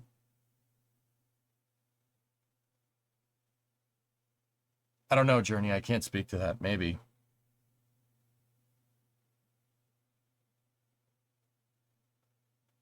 Expectations for New Glenn? It'll work. It'll land on the first try.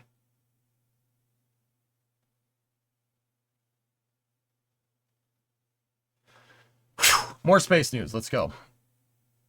So, Stennis has entered into an agreement with Skydweller Aero for the company to operate solar-powered autonomous aircraft in the site's restricted airspace. Why? I'm very confused.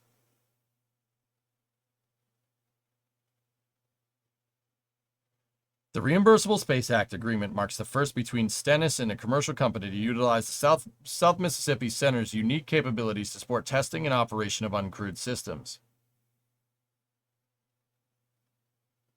I was going to say, Zeb, I'm not taking a break. I will not shut the heck up until what I say happens. Damn it, man. Like, what do you want? I don't know what you want.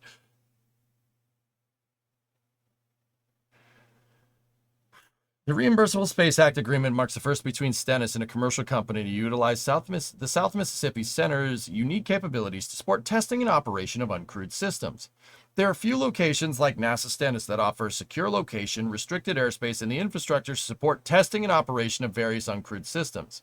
Range operations is a critical area of focus as we adapt to the changing aerospace and technological landscape to grow into the future.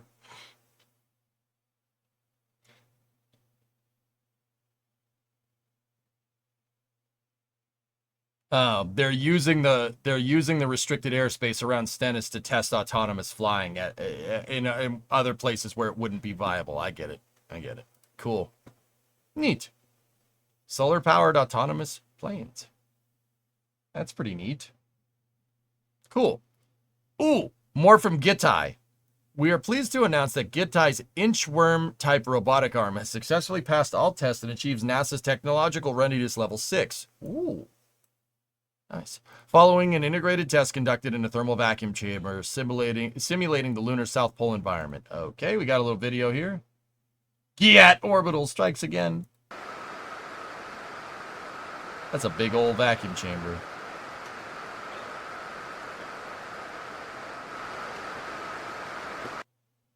Thirteen hours later.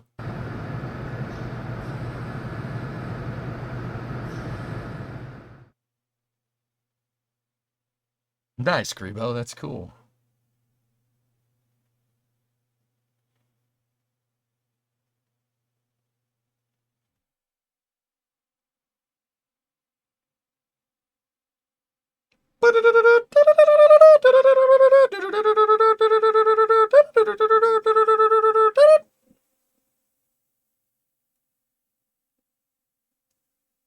Why would a robotic arm not work in vacuum?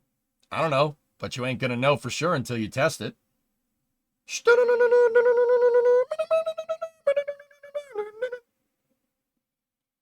Continuously walking 1,503 steps, approximately 1 mile for over 29 hours. Dude, that's impressive.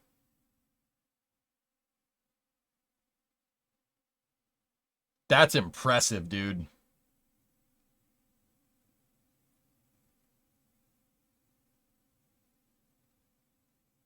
%100% imagining a rover that uses a flexible number of these as legs.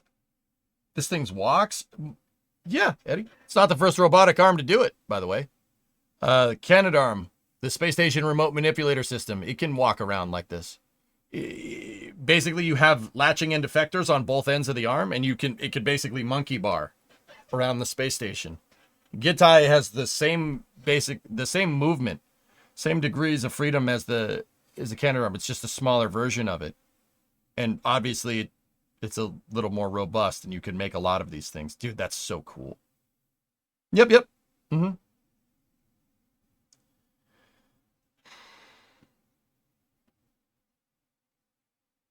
Yeah, Zeb, absolutely. There you go. It's a good point. Cool. This is coming from Adam.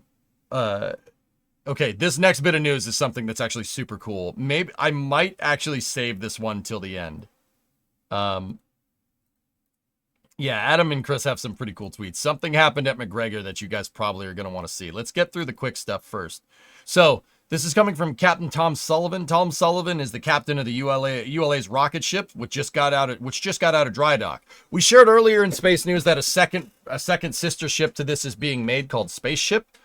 But yeah, good to see ULA is shoring up operations for being able to scale. These ships are used to move cores from their Decatur, Alabama facility, Vulcan cores, and Atlas, not much longer, Vulcan cores from Decatur, Alabama to the Cape and to Vandenberg in the future. Yeah, super cool. They're really wide ships with a low draft because they're designed to sail up the Mississippi River. But they can also go deep water, which is pretty cool. And it's a big roll-on, roll-off cargo vessel. Alabama's mentioned. Super cool. That rocket ship's out of dry dock. Pretty good. Pretty good. Next bit of news here. Boeing's third quarter 10Q SEC filing says they've taken another $250 million loss on Commercial Crew in the last 3 months. Yeah. NASA has contracted us to design and build the Starliner spacecraft to transport crews to the ISS. In the second quarter of 2022, we completed the uncrewed orbital test flight. During 2023, we increased the reach forward loss by $288 million, primarily as a result of delaying the crewed flight test. Following notification by a parachute supplier of an issue identified through testing, crew flight test launched on June 5th, 2024 and docked with the ISS. Starliner spacecraft had a minimum mission duration of 8 days. Its return to Earth was delayed to allow time to perform further testing of propulsion system anomalies, and return to Earth in September of 2024. As a result of the CFT delays during the second quarter of 2024, we increased the reach forward loss of the program by $125 million. During the 3 months ended September 30th, 2024, we increased the reach forward loss on the program by $250 million, primarily to reflect schedule delays and higher testing and certification costs. At September 30th, 2024, we had approximately $240 million of capitalized pre-contract costs and $257 million of potential termination liabilities to suppliers related to fixed price unauthorized future missions. Uh-oh.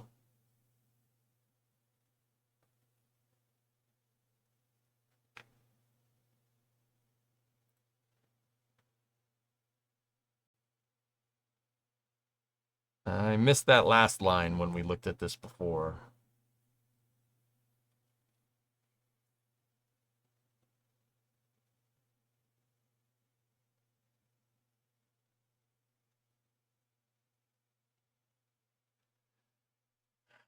Let me read that last line again for the people that were doing something else potentially.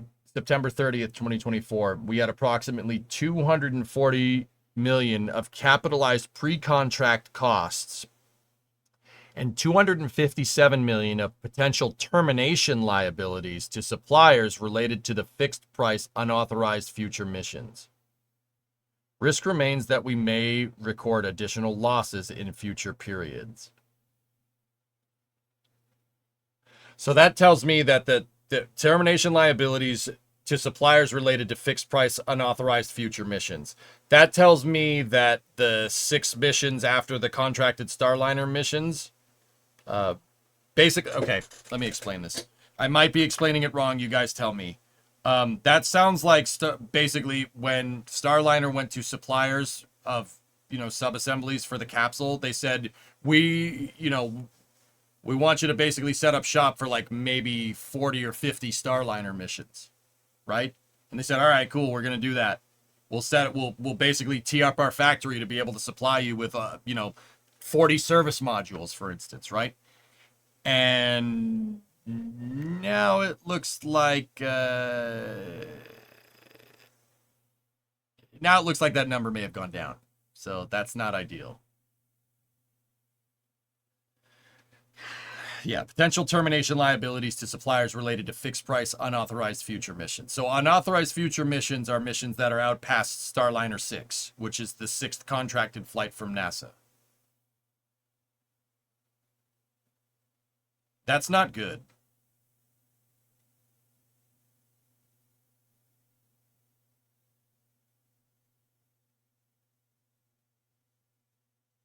I'm telling you, guys, what happened, that could be bad, it could be nothing, whatever. I'm telling you, what happened with the crew flight test was a nightmare scenario.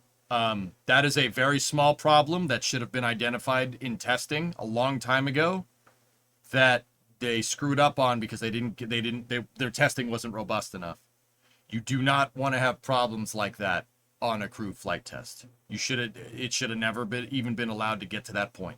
The fact that somebody let this thing fly on CFT and somebody said, yep, somebody rubber stamped this thing and said it was good to go is pretty glaring. I mean,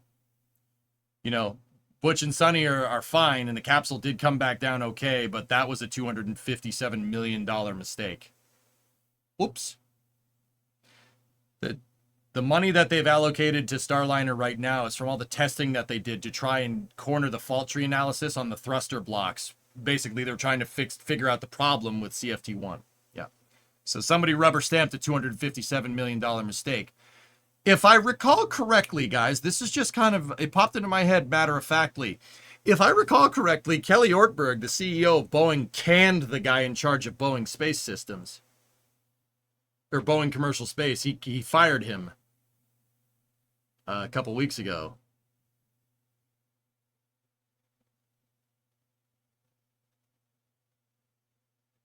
Yeah.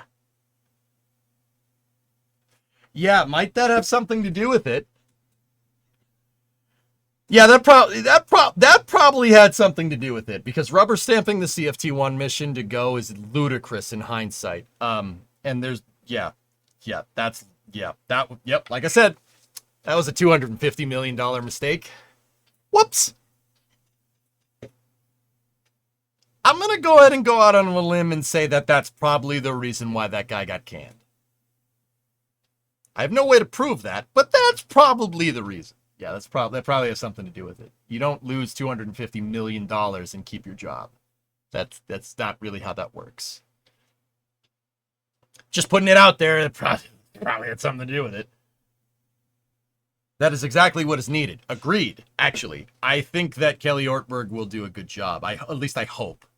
You can't predict the future. But you see, here's the thing. The guy that's running Boeing is an engineer. He's an engineer. He's not some master's degree moron. Kelly Ortberg's an engineer.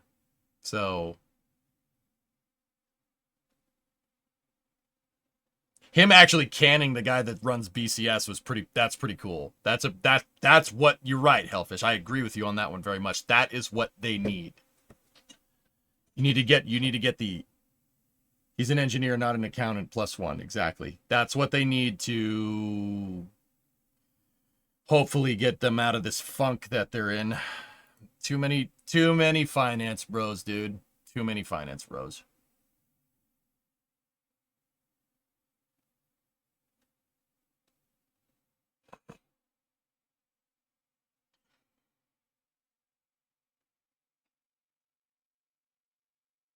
Ted Colbert, not of space specifically, but defense and space. Yeah, there you go, Josh.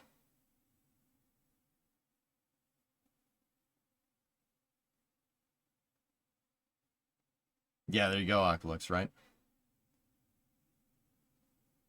The union vote today determines the company's future.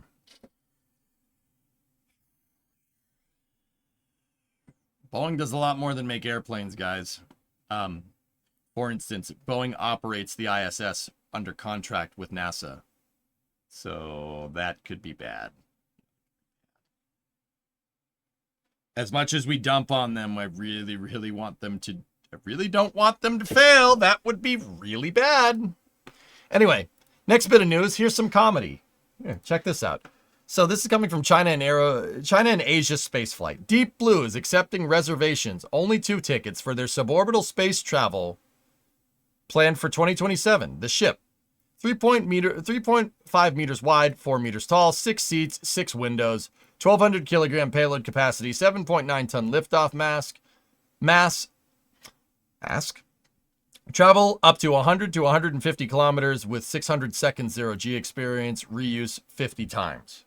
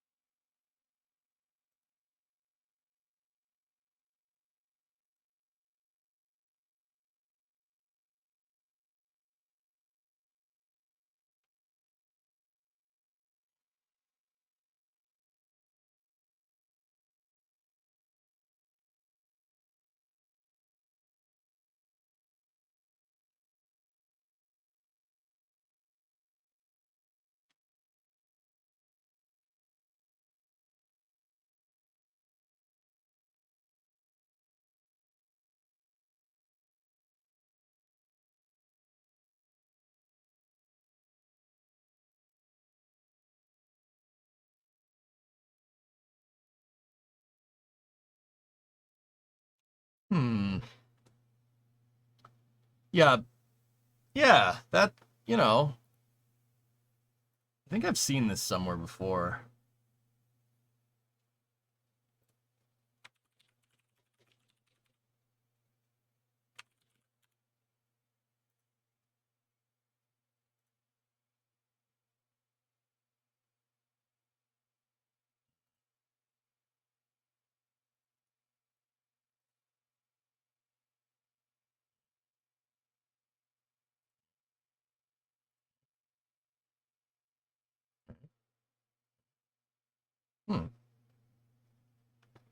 Hmm.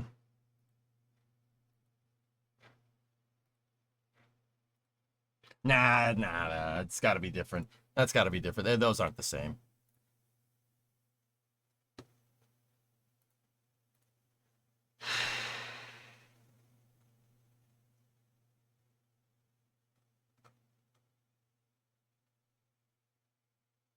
Oh yeah, Dark Side. Yeah, they have a different paint job. You're right. Yeah, one's blue. One's blue. The other one's not.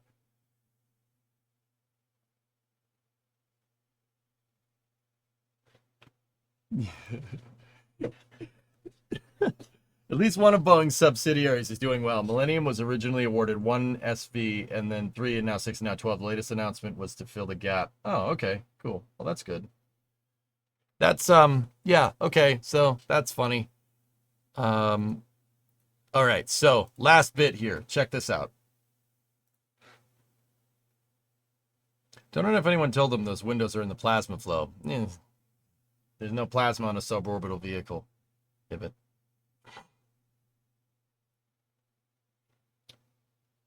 It's Temu Dragon. So check this out. Adam and Chris were talking about this. We saw it when it happened, but all right, here. This is coming from McGregor Live, our buddies over at NSF. Check this out. A Raptor was put up on the tripod stand and then tested 34 times consecutively, like every couple of seconds. Watch this.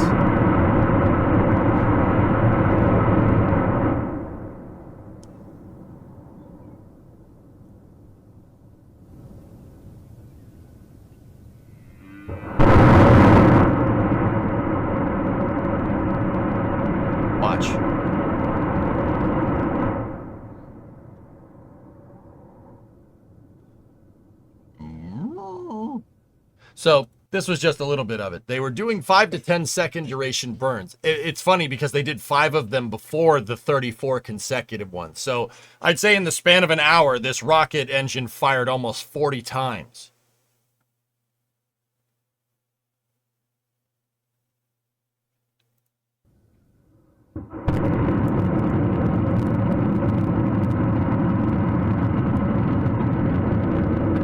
The truck driver? Yes, he's fine.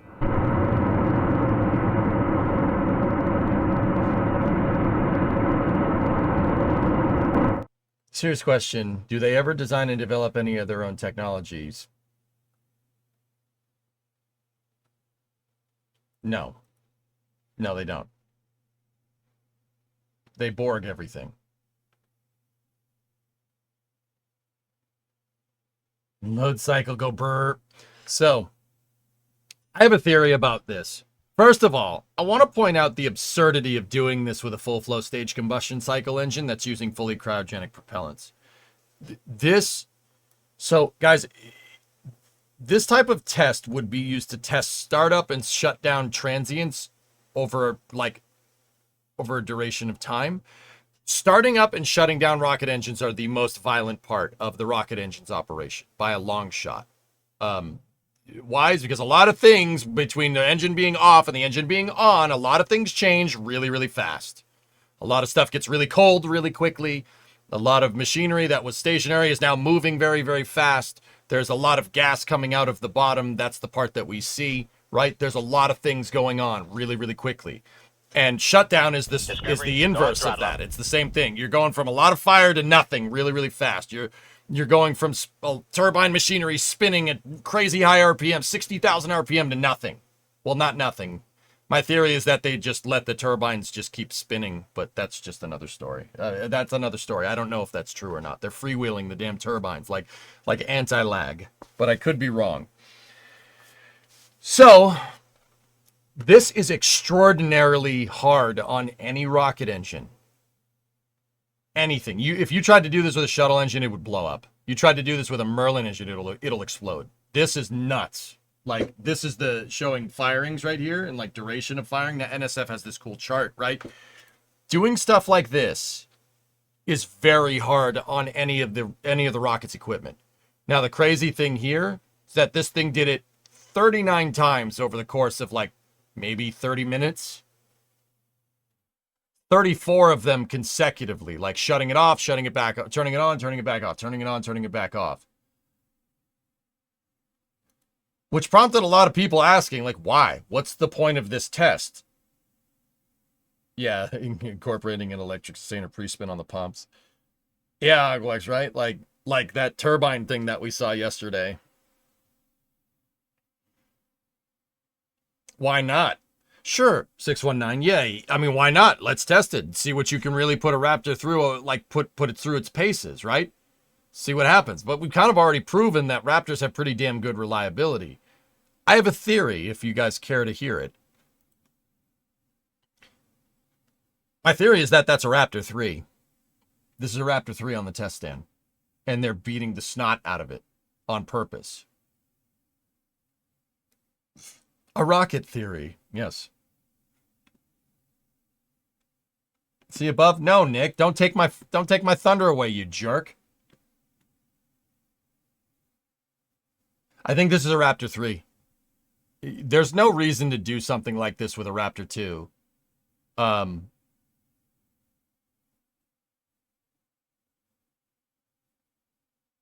But, in before, this is one of Booster 12's engines. That was the other thing I was toying around with, Phil, that this might be an engine from a flown booster. Because why would you stress test something? Like, who knows? Phil, another alternative, a tertiary alternative that I was thinking about here is that this is Booster 11's motor, one of Booster 11's engines. We know they're at McGregor. Can you imagine? Can you imagine if, dude, like if it's Raptor 3, I'd be like, yep, okay. If it's booster 12, I'd be like, damn, that's cool. But if it's one of booster 11's engines, I'd be like, wait, what? I mean, we don't know what it is, but those are my 3 prevailing theories, dude. I don't think that it is. It's most likely, I would say the highest, if it's any one of those, it's probably booster 12's motors. If it's any one of them. I'm not sure if it's Raptor 3 because we would have seen them do some construction on this test stand, right? To kit it out for Raptor 3. I don't know. I'd have to ask Alex to see if that's happened or something, right?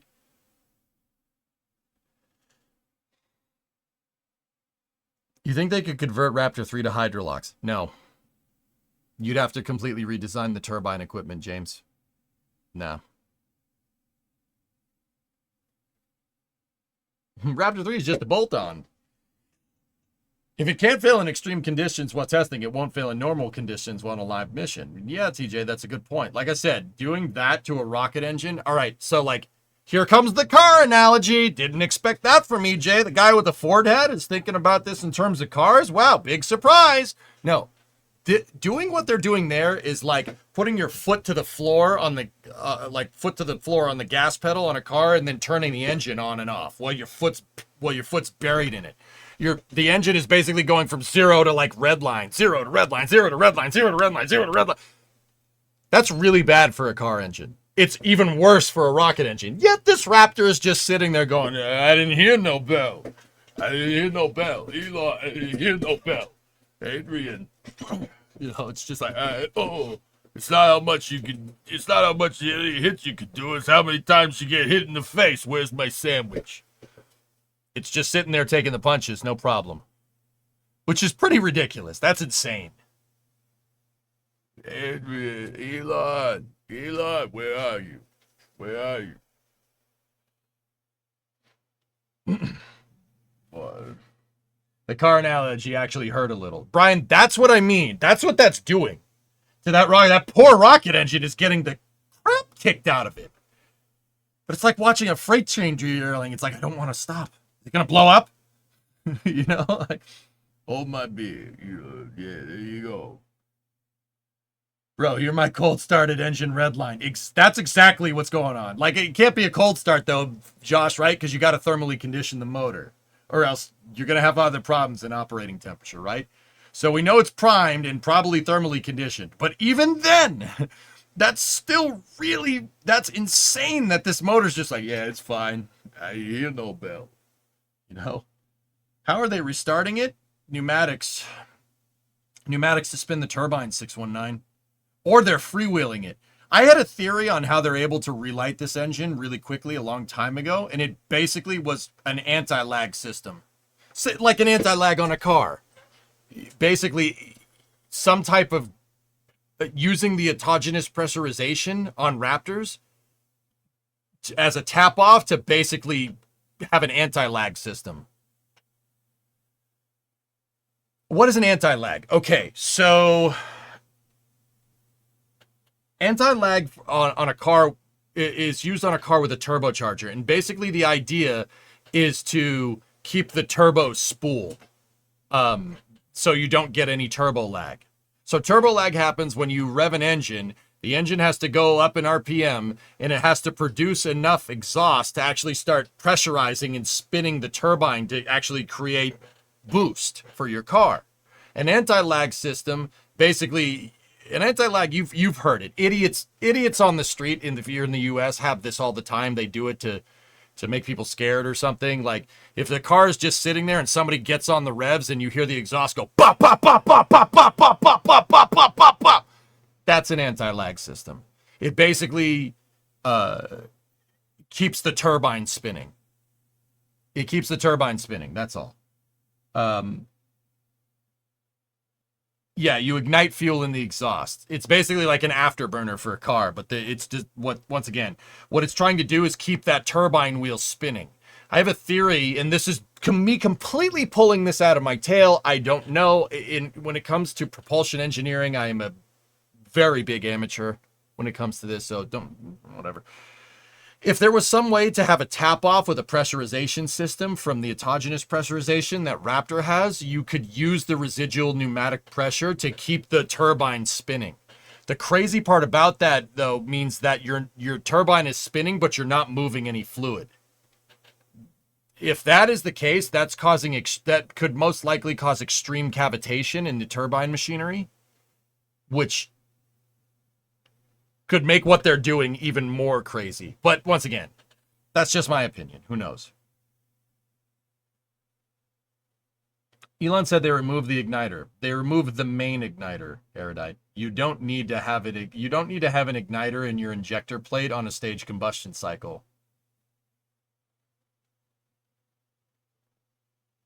Your pre-burner is already igniting things. Just putting it out there. They could dump it back before the turbine. Yeah, Mutter, can you imagine if the autogenous pressurization system is connected to a COPV and that COPV is connected back into the gas generators or the pre-burners? You could spool. You could create you could do an anti-lag system for a rocket. It works. What I would worry about at that point is cavitation from your impellers. That's what I would really worry about. But once again, complete amateur when it comes to this stuff. If I said a lot of big words, basically, ha ha ha, ha Raptor, go, don't worry about it. It's fine. Yeah, there you go, James. Exactly, right? Here's a time lapse of all the firings.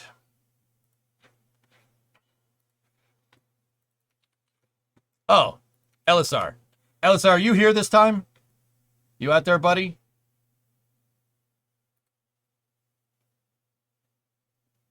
Dude, see that? Off, on, off, on, off, on. That is so nuts that's happening, dude.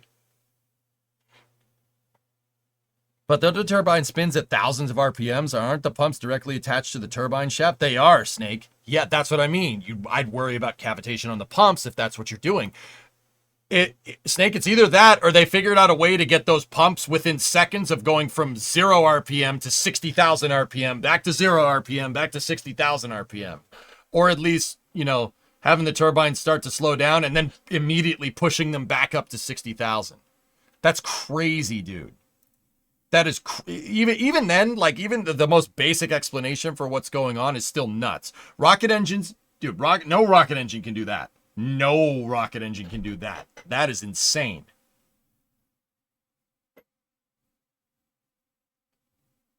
Hey, Tej, are we still alone? I don't know, maybe. Maybe we should go find out. A beefy electric motor could do that possibly. Well, that's another form of anti-lag system, Aqualex. That one really hasn't reached the, the aftermarket, you know what I mean?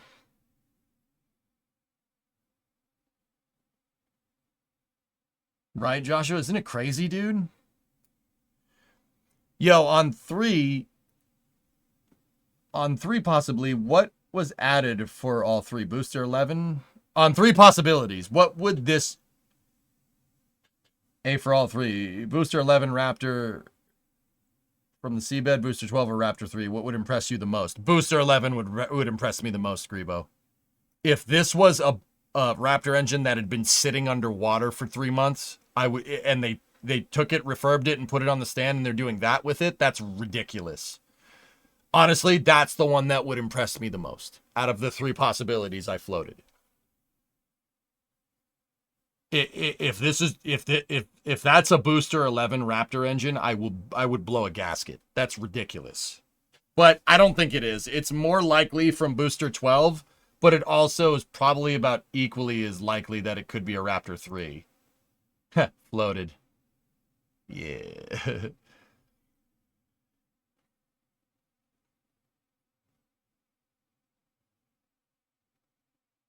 That's insane, dude.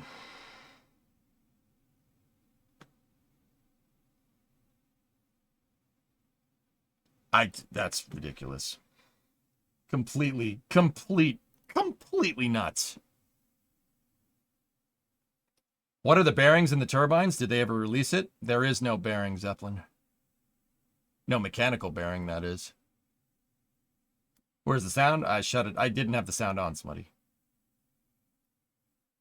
How soon before they're doing the exact same thing? Yeah, Nick, they wish they had propulsion like this. How soon? Not very. Our propulsion is light years ahead of theirs. Light years. What are all the... Tranquility Base here. Man O'Hogs. So today I heard the news that, due to bankruptcy, old MacDonald has to sell his farm to cover what he owes.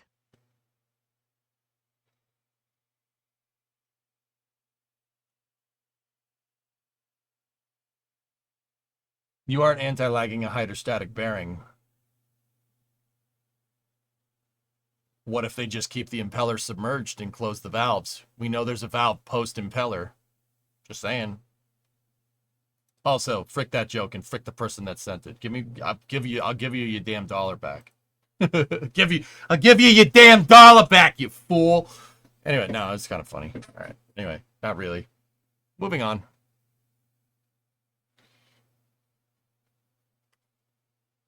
I mean, like I said, it could be an anti-lag system, God, but it's more likely using the pneumatic spin start systems that we've seen with Raptor.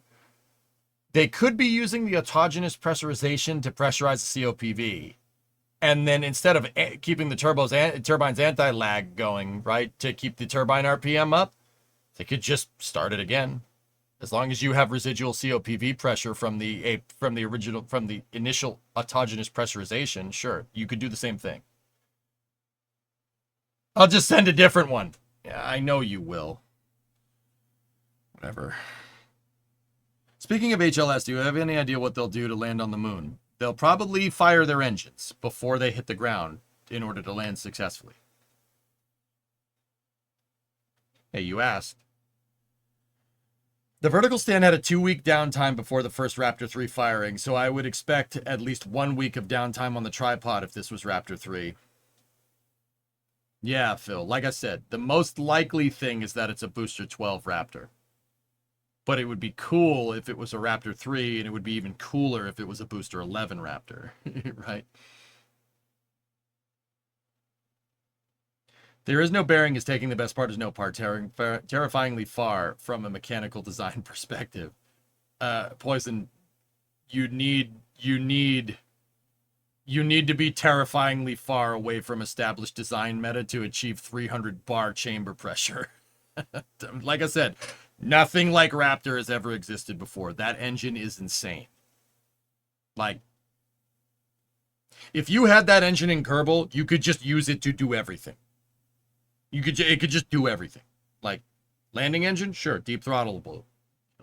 First stage engine, sure, whatever. Second stage engine, even better. Just put a nozzle on it, whatever. Vector engine, boom, right? Like, Raptors can just do anything.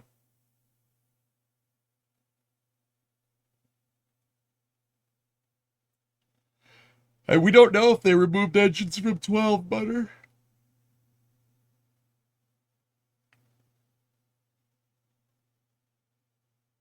That moment when you can't import in real life stuff because it would be too OP. Yeah, right. Any update on the engine position for HLS? Nah, not that I've seen, Greenbow. It was a total shut off between bursts, or they kept it at low like when the booster came in. Alex, it's hard to say without actually seeing the engine, man. It's hard to say if it's like on low power. I'm pretty sure it's shut off because of the flames that you see shooting out. That's the purge system. Immediately after a rocket engine fires, you can get residual thrust where you don't want it if you don't flood the combustion chamber. In Raptor's case, it's the CO2 suppression system. The same thing that snuffed out the fire on Booster 12 when it came back in and landed. See this big kind of flash and then everything goes out right there? That's what I'm talking about. What do you call a wizard that leaves hickeys on his significant other? A neck romancer. EJ, your background videos of Starship getting caught are slightly out of sync and I might have to unsubscribe. Oh, they went out of sync. Crap, they were in sync before, but one video's... Paul, one video's a little longer than the other, man. I'm sorry. It's not my fault. Sorry, man. It's not my fault. Sorry, my man. You think he's going to be okay? Do I have to sync them? Hired, that is entirely up to you, dude. Do you support the idea of only having one HLS landing test prior to putting people on it? Yes. Yeah, sure, Shazos. How else are you going to do it? What are you going to do? Are you going to land it twice? Actually, interestingly enough, dude, the NASA contract for HLS calls for one uncrewed landing demonstration. What SpaceX does with that thing after that is up to them. The contract calls for one uncrewed landing. If I know SpaceX, and I'd like to think that I've been covering them for a long time, I'm pretty sure that SpaceX is going to want their lander back, if you catch my drift.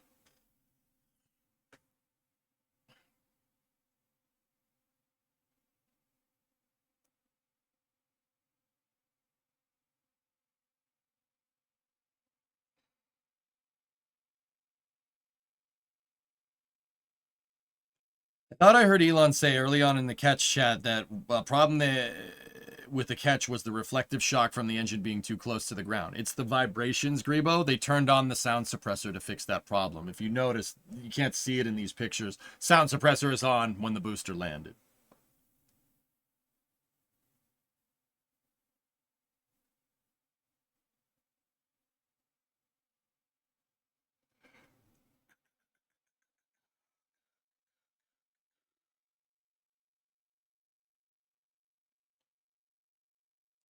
Have you used the newer Dremels? They use motor as an electric brake to stop the bit near instantly.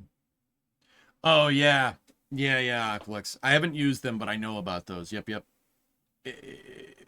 You know, I'm not saying you're wrong, but I'm saying we would have seen some electric motors attached to a Raptor at this point if what you're saying is right. I'm not saying it couldn't be done, though. Right? Zarek, so new question here. SpaceX has great accuracy on Earth. Can they have a similar accuracy on the moon? Yes. Zarek, with relative navigation, and that's kind of the new hotness for any landing. I'm not sure if Falcon 9 uses it. I don't think Super Heavy uses it either. But with a lander for another that goes onto another celestial body, you can use what's called RN, or terrain relative navigation. TRN, right? Terrain relative navigation basically is a computer that's trained on pictures of the surface where you want to land, and it uses those pictures to pick a landing spot in real time. Just like if a pilot was looking out the window, okay, like what Neil Armstrong did on Apollo 11. Apollo 11 was going to come down basically on a rock, and Neil Armstrong actually pulsed the engine, did a suborbital hop with the lander. He didn't land it once, he got close, took manual control of the thing, pulsed the engine, and then landed in the Sea of Tranquility in an open area. Relative navigation can do that without any humans in the loop.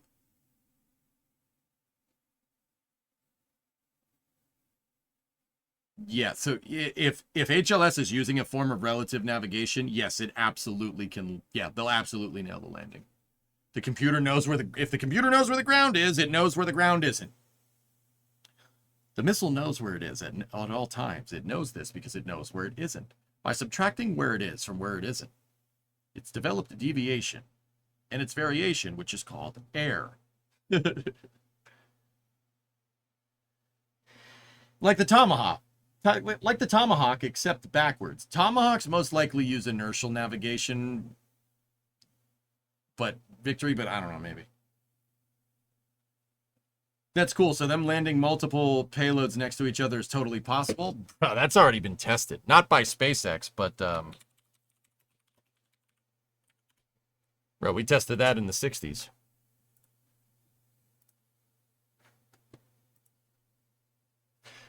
That was proven in 1969, dude.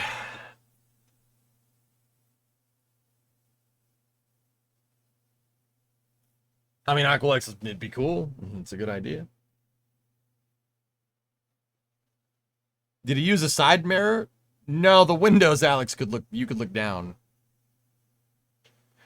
That is a picture of Pete Conrad's taking the picture, and Al Bean is at Surveyor 3. Apollo 12, you'd think that the next moon mission after the first one, right, wasn't going to be... that big of a deal. But Apollo 12 proved you can land two things next to each other on the moon. Or at least you can rendezvous enough to get it close. Apollo 12 landed, I don't know, 100 meters away from Surveyor 3. And they went and took equipment off of Surveyor 3, put it in the LEM, and brought it back. Only time it's ever been done. Oh, don't worry. SpaceX will probably fix this real soon. So will NASA. But anyway.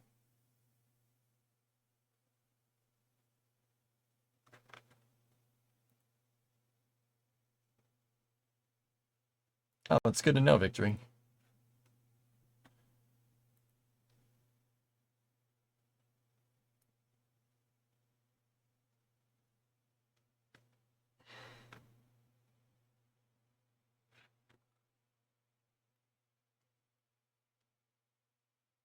But anyway, yeah, Surveyor.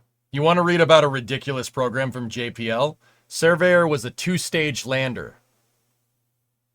You heard that right, two-stage lander. But not how you think. Surveyors were launched on an Atlas Centaur, if math serves me left, and put on a direct insertion from translunar injection to the ground. No circularization. The first stage for a Surveyor was a solid rocket booster. And then it landed on RCS after that. Yeah, an SRB to basically get an SRB to slow yourself enough down so where the RCS on Surveyor could land you. That's what. Yeah, Surveyor is nuts. Yeah. Discovery. If that sounds like it wouldn't work, well, yeah, it didn't work a couple of times. But sometimes it did work. Do you think SpaceX is too optimistic on humans on Mars by 2028?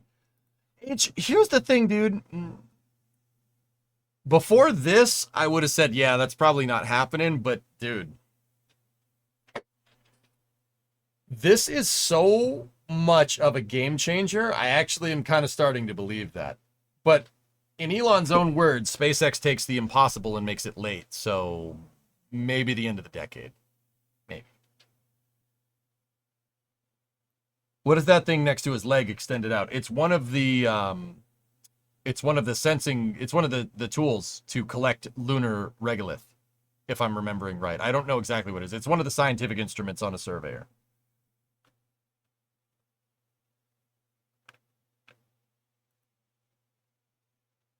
If my math turns me left. Yes, Eric. Yeah. Wasn't Japan a two-stage lander? Just kidding. The engine nozzle doesn't get slim. Dude, I can't believe that thing is still working. How is that possible? Hey, whatever. And then it pooped that little ball rover out that's basically a toy with a camera on it, and that's still working too.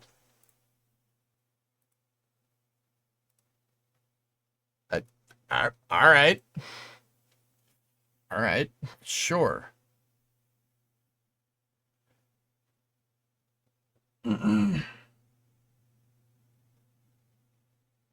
he said humans on Mars, did he say safely? I don't know. I think he wants to launch uncrewed stuff in 2028, man.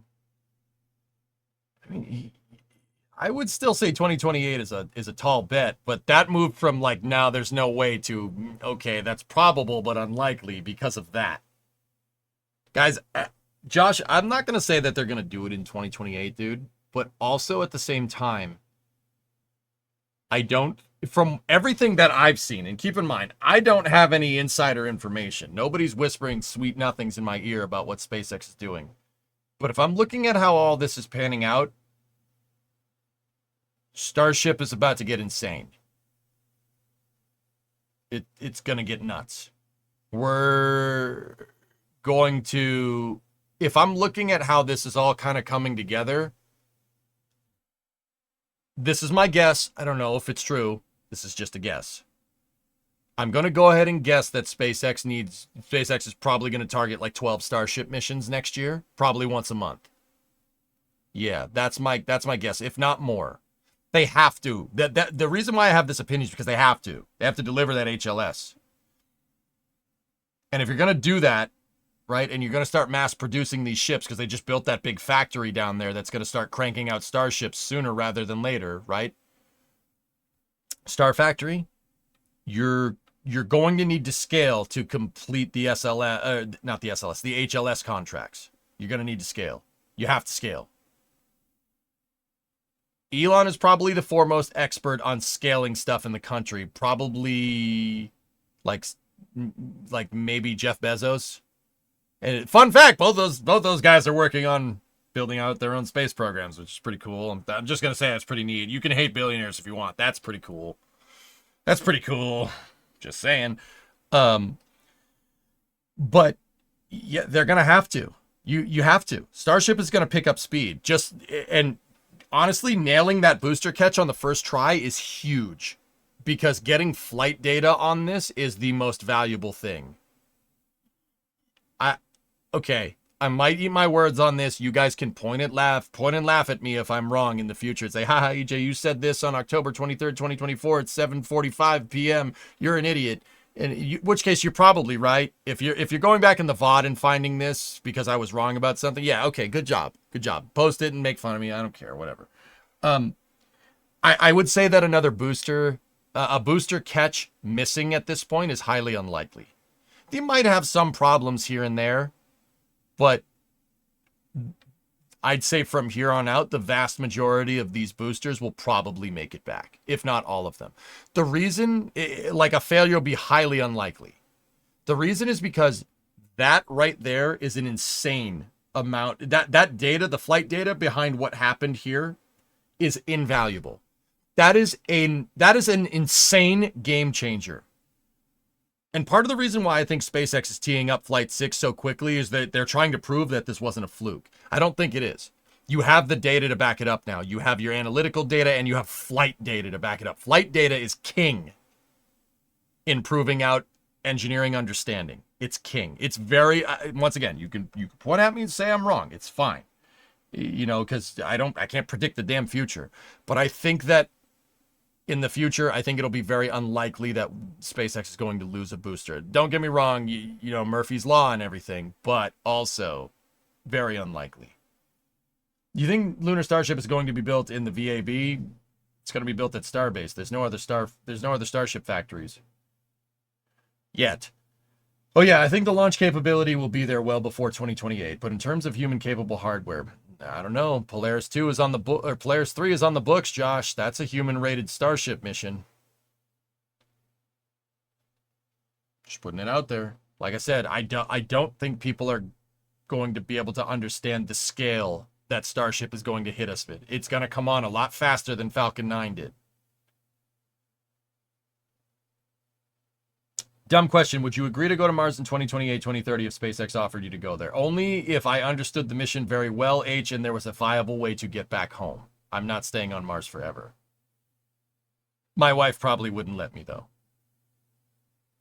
They'll need a booster processing bay. Yeah, Squig. Once again, not saying it couldn't be done, but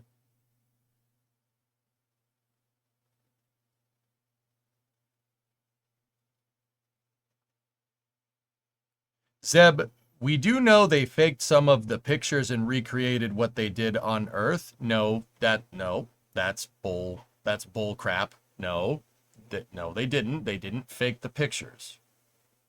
We know this because there's pictures of them on the moon. That is not Apollo 12 Surveyor 3 is not a recreation, dude. Because the video tech was not good enough to take quality pictures? Dude.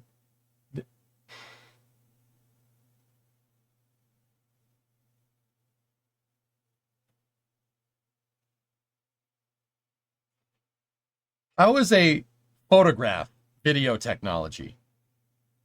Go ahead. I'll wait.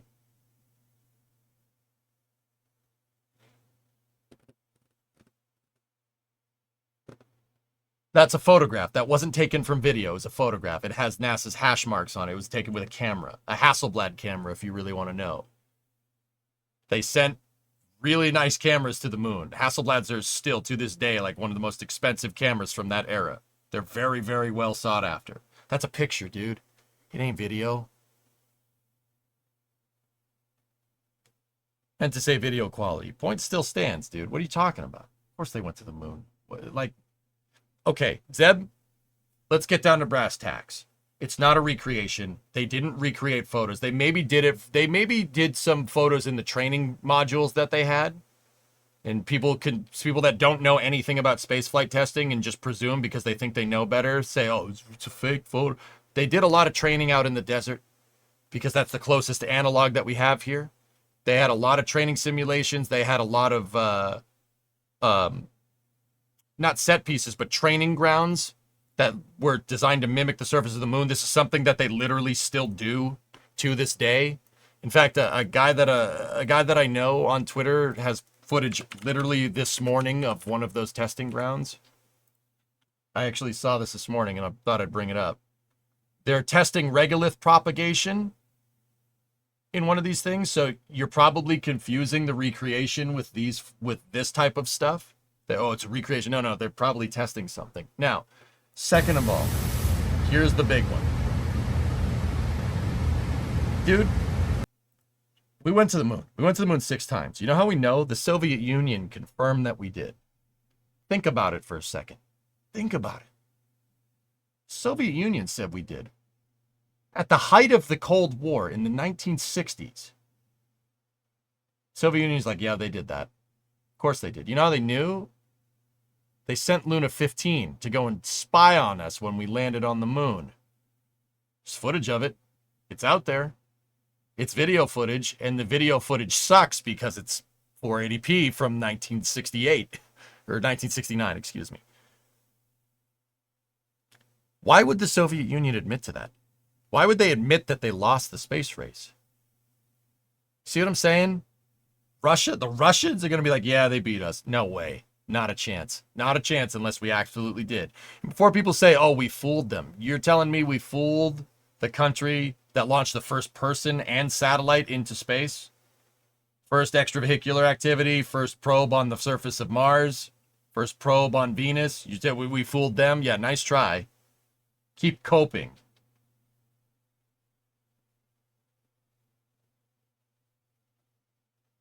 Hasselblad is still in business and they're insanely expensive. Exactly, dude. Nah. Zeb, dude, kick that theory can kick rocks, man. And how did they get video from the surface of the moon? You never heard of rabbit ears on a television? You must be young. You know what I'm saying, brother? Nah, man. You can easily show that this stuff was not fake. It's not hard. How deep is the lunar regolith? Snake, it depends on what regions of the moon that you land in. The lunar highlands are very different. It's a very different type of regolith, or dirt. That's a nice way of saying dirt from another planet. The regolith is definitely different from the highlands than it is in the Mar, which is the lowlands, which are the dark gray spots on the moon that we see. Those are the seas. Ocean of Storms, Sea of Tranquility, stuff like that. Taurus Littrow. Those are the only places the Apollo missions landed. They didn't land in the highlands. None of them did.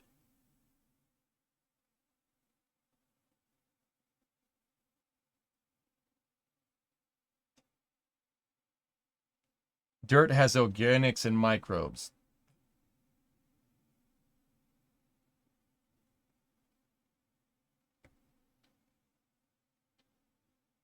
Thank you. I'm educated now.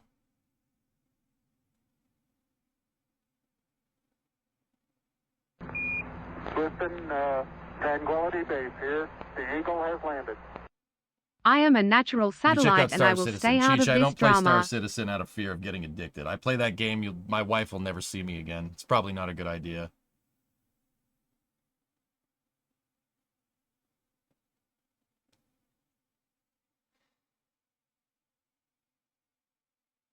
I'm 33 years old from Bumfrick, Iowa. Yeah, Zeb, you can ask me anything about it. Like, as long as you're genuinely curious, dude. We didn't fake that. We didn't fake that nonsense. That dude, it would have been hard to fake 1/6 gravity. I know people are gonna say, oh, just what about a bungee line? Dude, still. Dude, some of the stuff you see them doing walking around the moon doesn't look natural. You know why it doesn't look natural? Because it's in 1/6 gravity. It's literally easier to probably send somebody to the surface of the moon than it would be to try and fake it. Not a chance. Oh, nice floating. Yep. You should get into Star Citizen when the single player comes out. Yeah, think about it. I believe for those who struggle, it may be helpful to know that we've installed laser reflectors on the moon. Drum, that is a very good example, but the average person doesn't know what a laser reflector is, so it's not something that I can tell an average person. Now, I mean, I'll talk about it. Every Apollo mission had a laser range finding experiment. People still use these rangefinders from the 6 landing sites. Now, once again, I know you know this. I'm just saying this for context, right? They still use the laser rangefinders to see the moon's position relative to Earth and see where what gravitational perturbations are doing to the moon. Because the moon has tidal forces. The moon tugs on our oceans, right? But guess what? Every time Jupiter gets kind of near us, it's going to pull the moon a little bit. It's going to pull us too, for what it's worth. Yeah, those rangefinders would be still used today. Those experiments are still working. Yeah, Urist, exactly. He will answer anything because he doesn't give a frick about anything. He just says, what is the truth? B.A., I'm confident enough in my knowledge, and I'm confident enough. I've seen enough evidence, and I know enough about spaceflight to know that this stuff wasn't faked. How are you going to fake a Saturn V launch? Like, the Soviet Union saying we did it is the biggest. That's the ace in the hole. That's the ace card, man. You say we fooled the Russians? Not a chance. No way. That would be, dude, you don't need to, if you know about how like radio transmissions work and how in-space imaging works and stuff, this would have been, no, not a chance. No way. That's way too complicated to just do it. Just go and do it. Doing it is easier.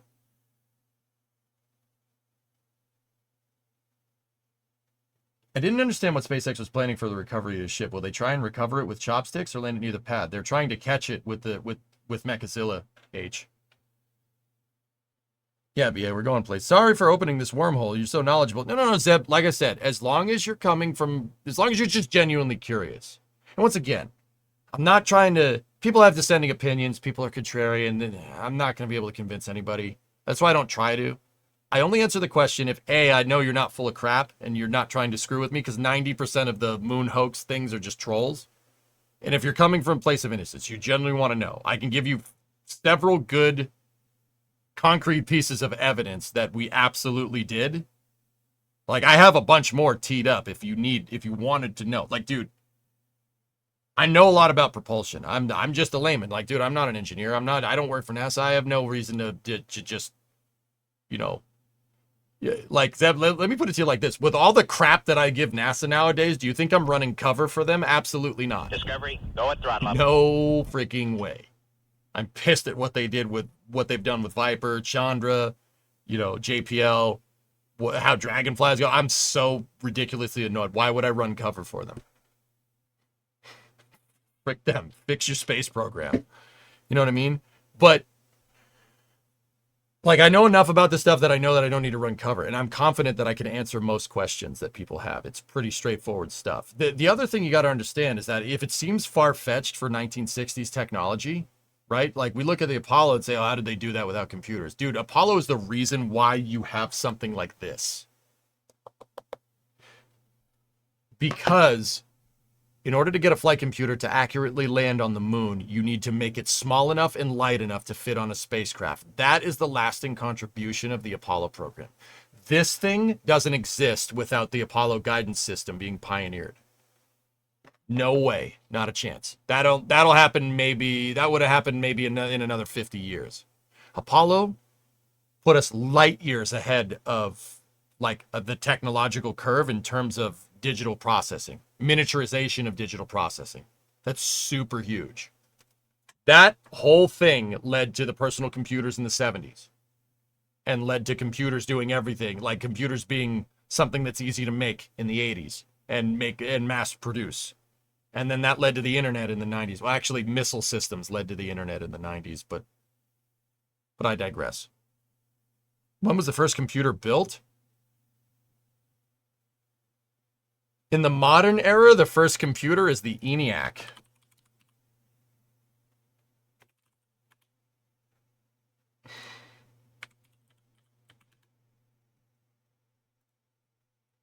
There have been ideas of, like, Abacus is being used as computers, but that's the ENIAC. No, not that stuff that you just see sitting on the wall. The entire room is the ENIAC.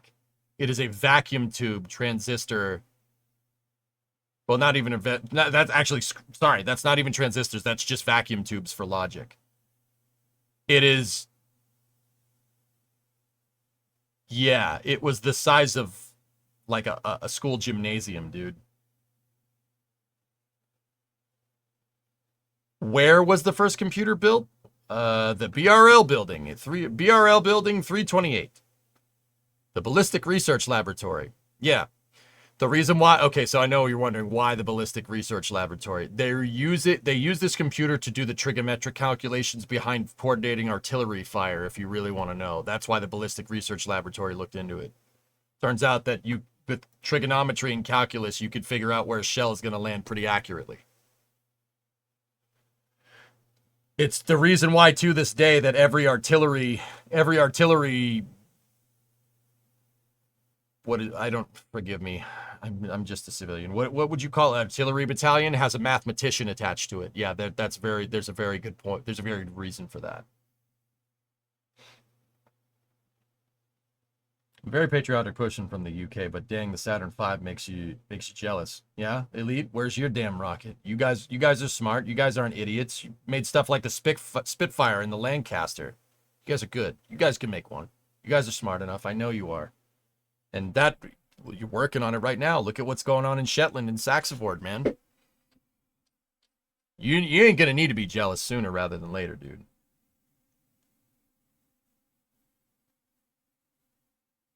Math equals death. Yeah.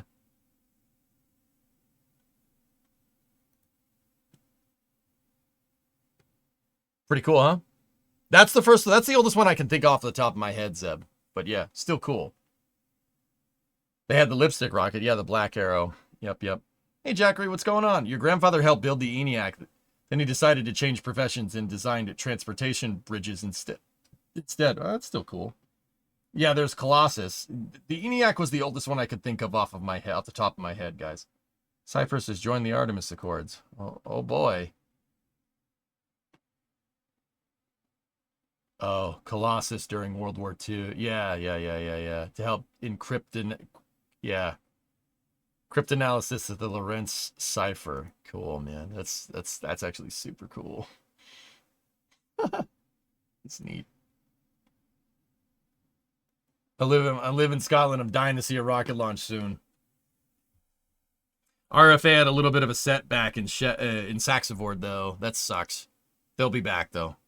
Not worried.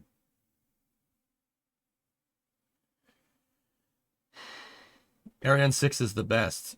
Yeah, it's the best if the year was 2012.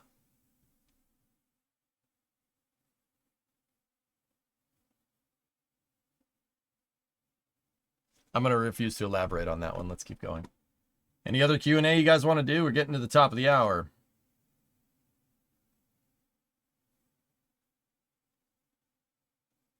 Two transfer windows between now and the end of 2028. Nice. Discord. No, you didn't. No, you didn't. Yeah, you did.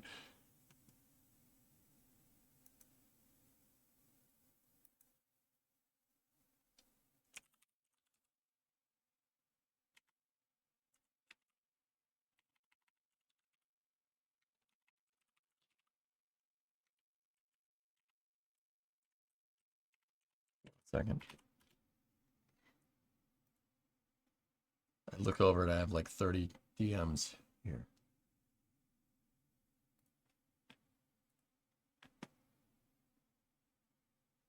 Yeah, Hired. I'm not gonna do this. We'll mess with this later, but I'm sure it's fine. Do we know if the Raptor 3s are more costly to produce? Probably the machines that made that stuff is more costly to produce, think like, and the development is probably what's the most costly. But Raptors seem like they're a lot less. Raptor 3 seem like they're a lot less complicated because they don't have a lot of electrical systems. The fluid management system on Raptor is the reason why it's so trick, like why it looks so bare bones.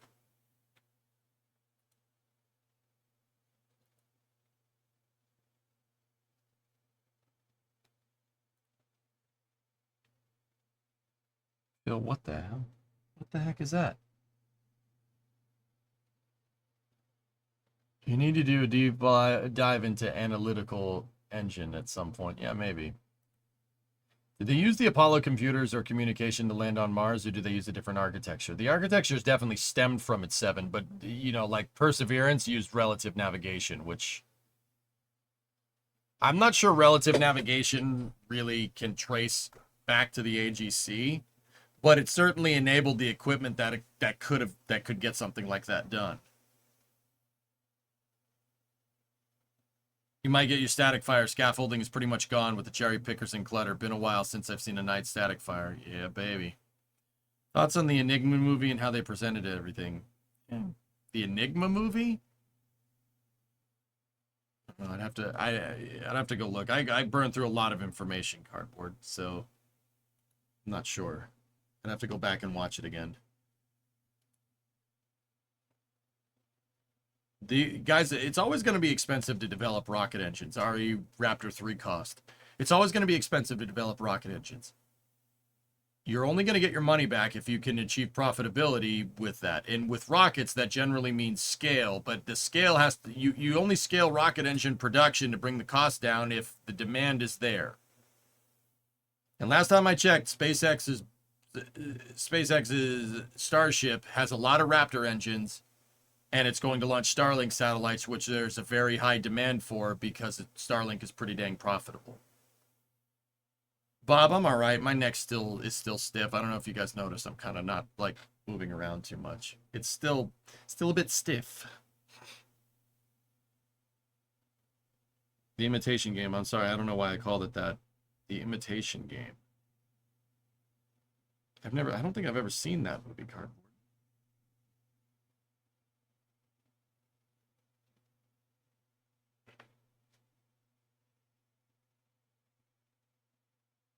Give me 1 second.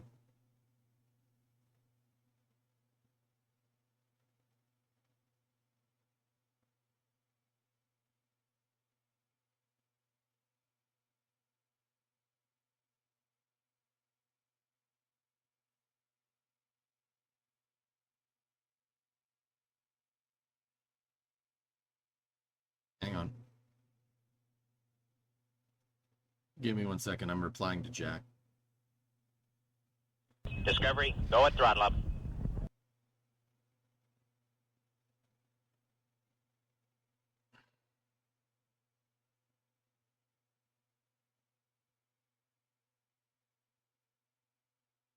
Okay, cool.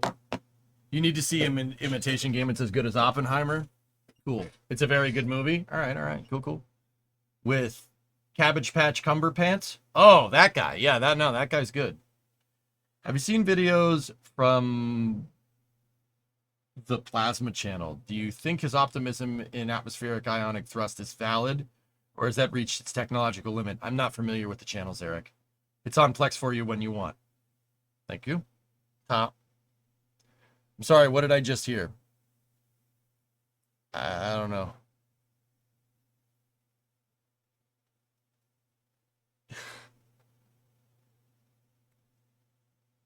Okay, guys, we're getting up to, it's a little past 8 o'clock. That was a good space news. We saw rocket launches. We saw capsules undock.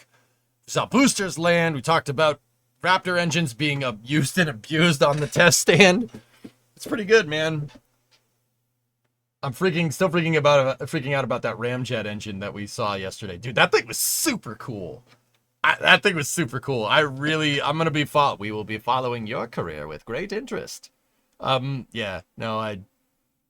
Yeah, that place is baller, man. That's such a good idea. I'm sorry, what did I just hear? With Wait. What do you mean? The movie with Bendicott Cumbersnatch? What's his name? No, I said his name right. That's his name.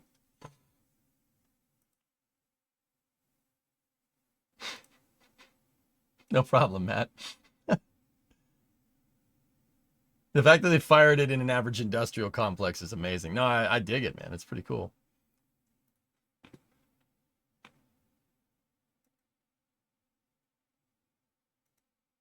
Benadryl Cobblestone. Oh, yeah, that guy. Yeah, Doctor Strange. Yeah, that guy.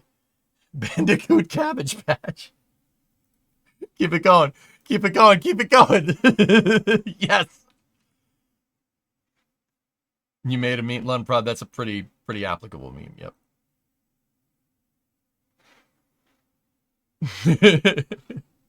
Bumblebee Cummerbund? Yeah, that guy. Yeah. Dr. Y.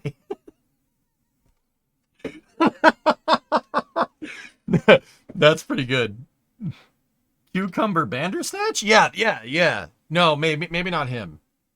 Also, Dr. Y. That's pretty funny, dude. Benedict, sorry about that. It's okay. Thanks, Thor. Bandicoot Crash a Bunch? No, I think that guy's name is Lance Stroll. Dr. Bendover. This is breaking my brain. Yeah, sorry, my bad. Bender-Drill Camber Hatch? That's a nice car. Ex-Benedict Waffle House.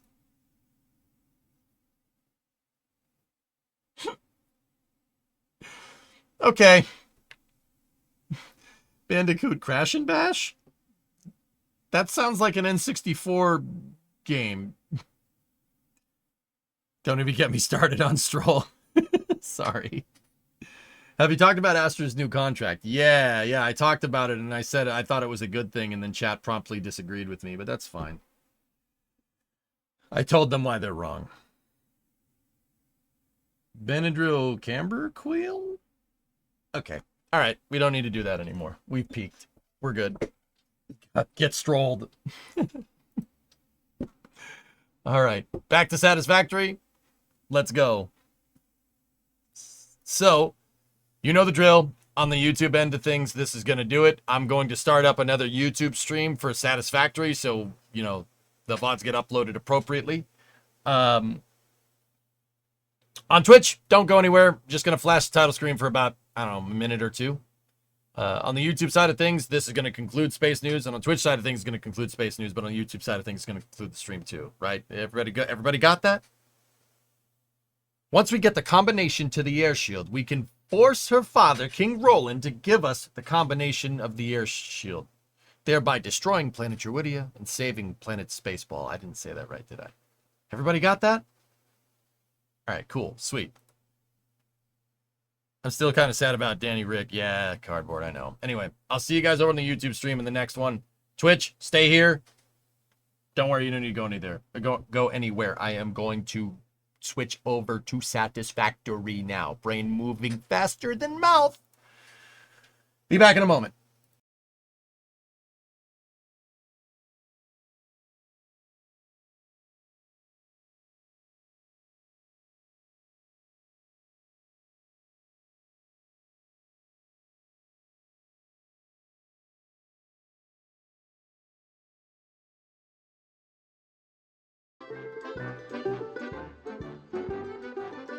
Discovery, go and throttle up.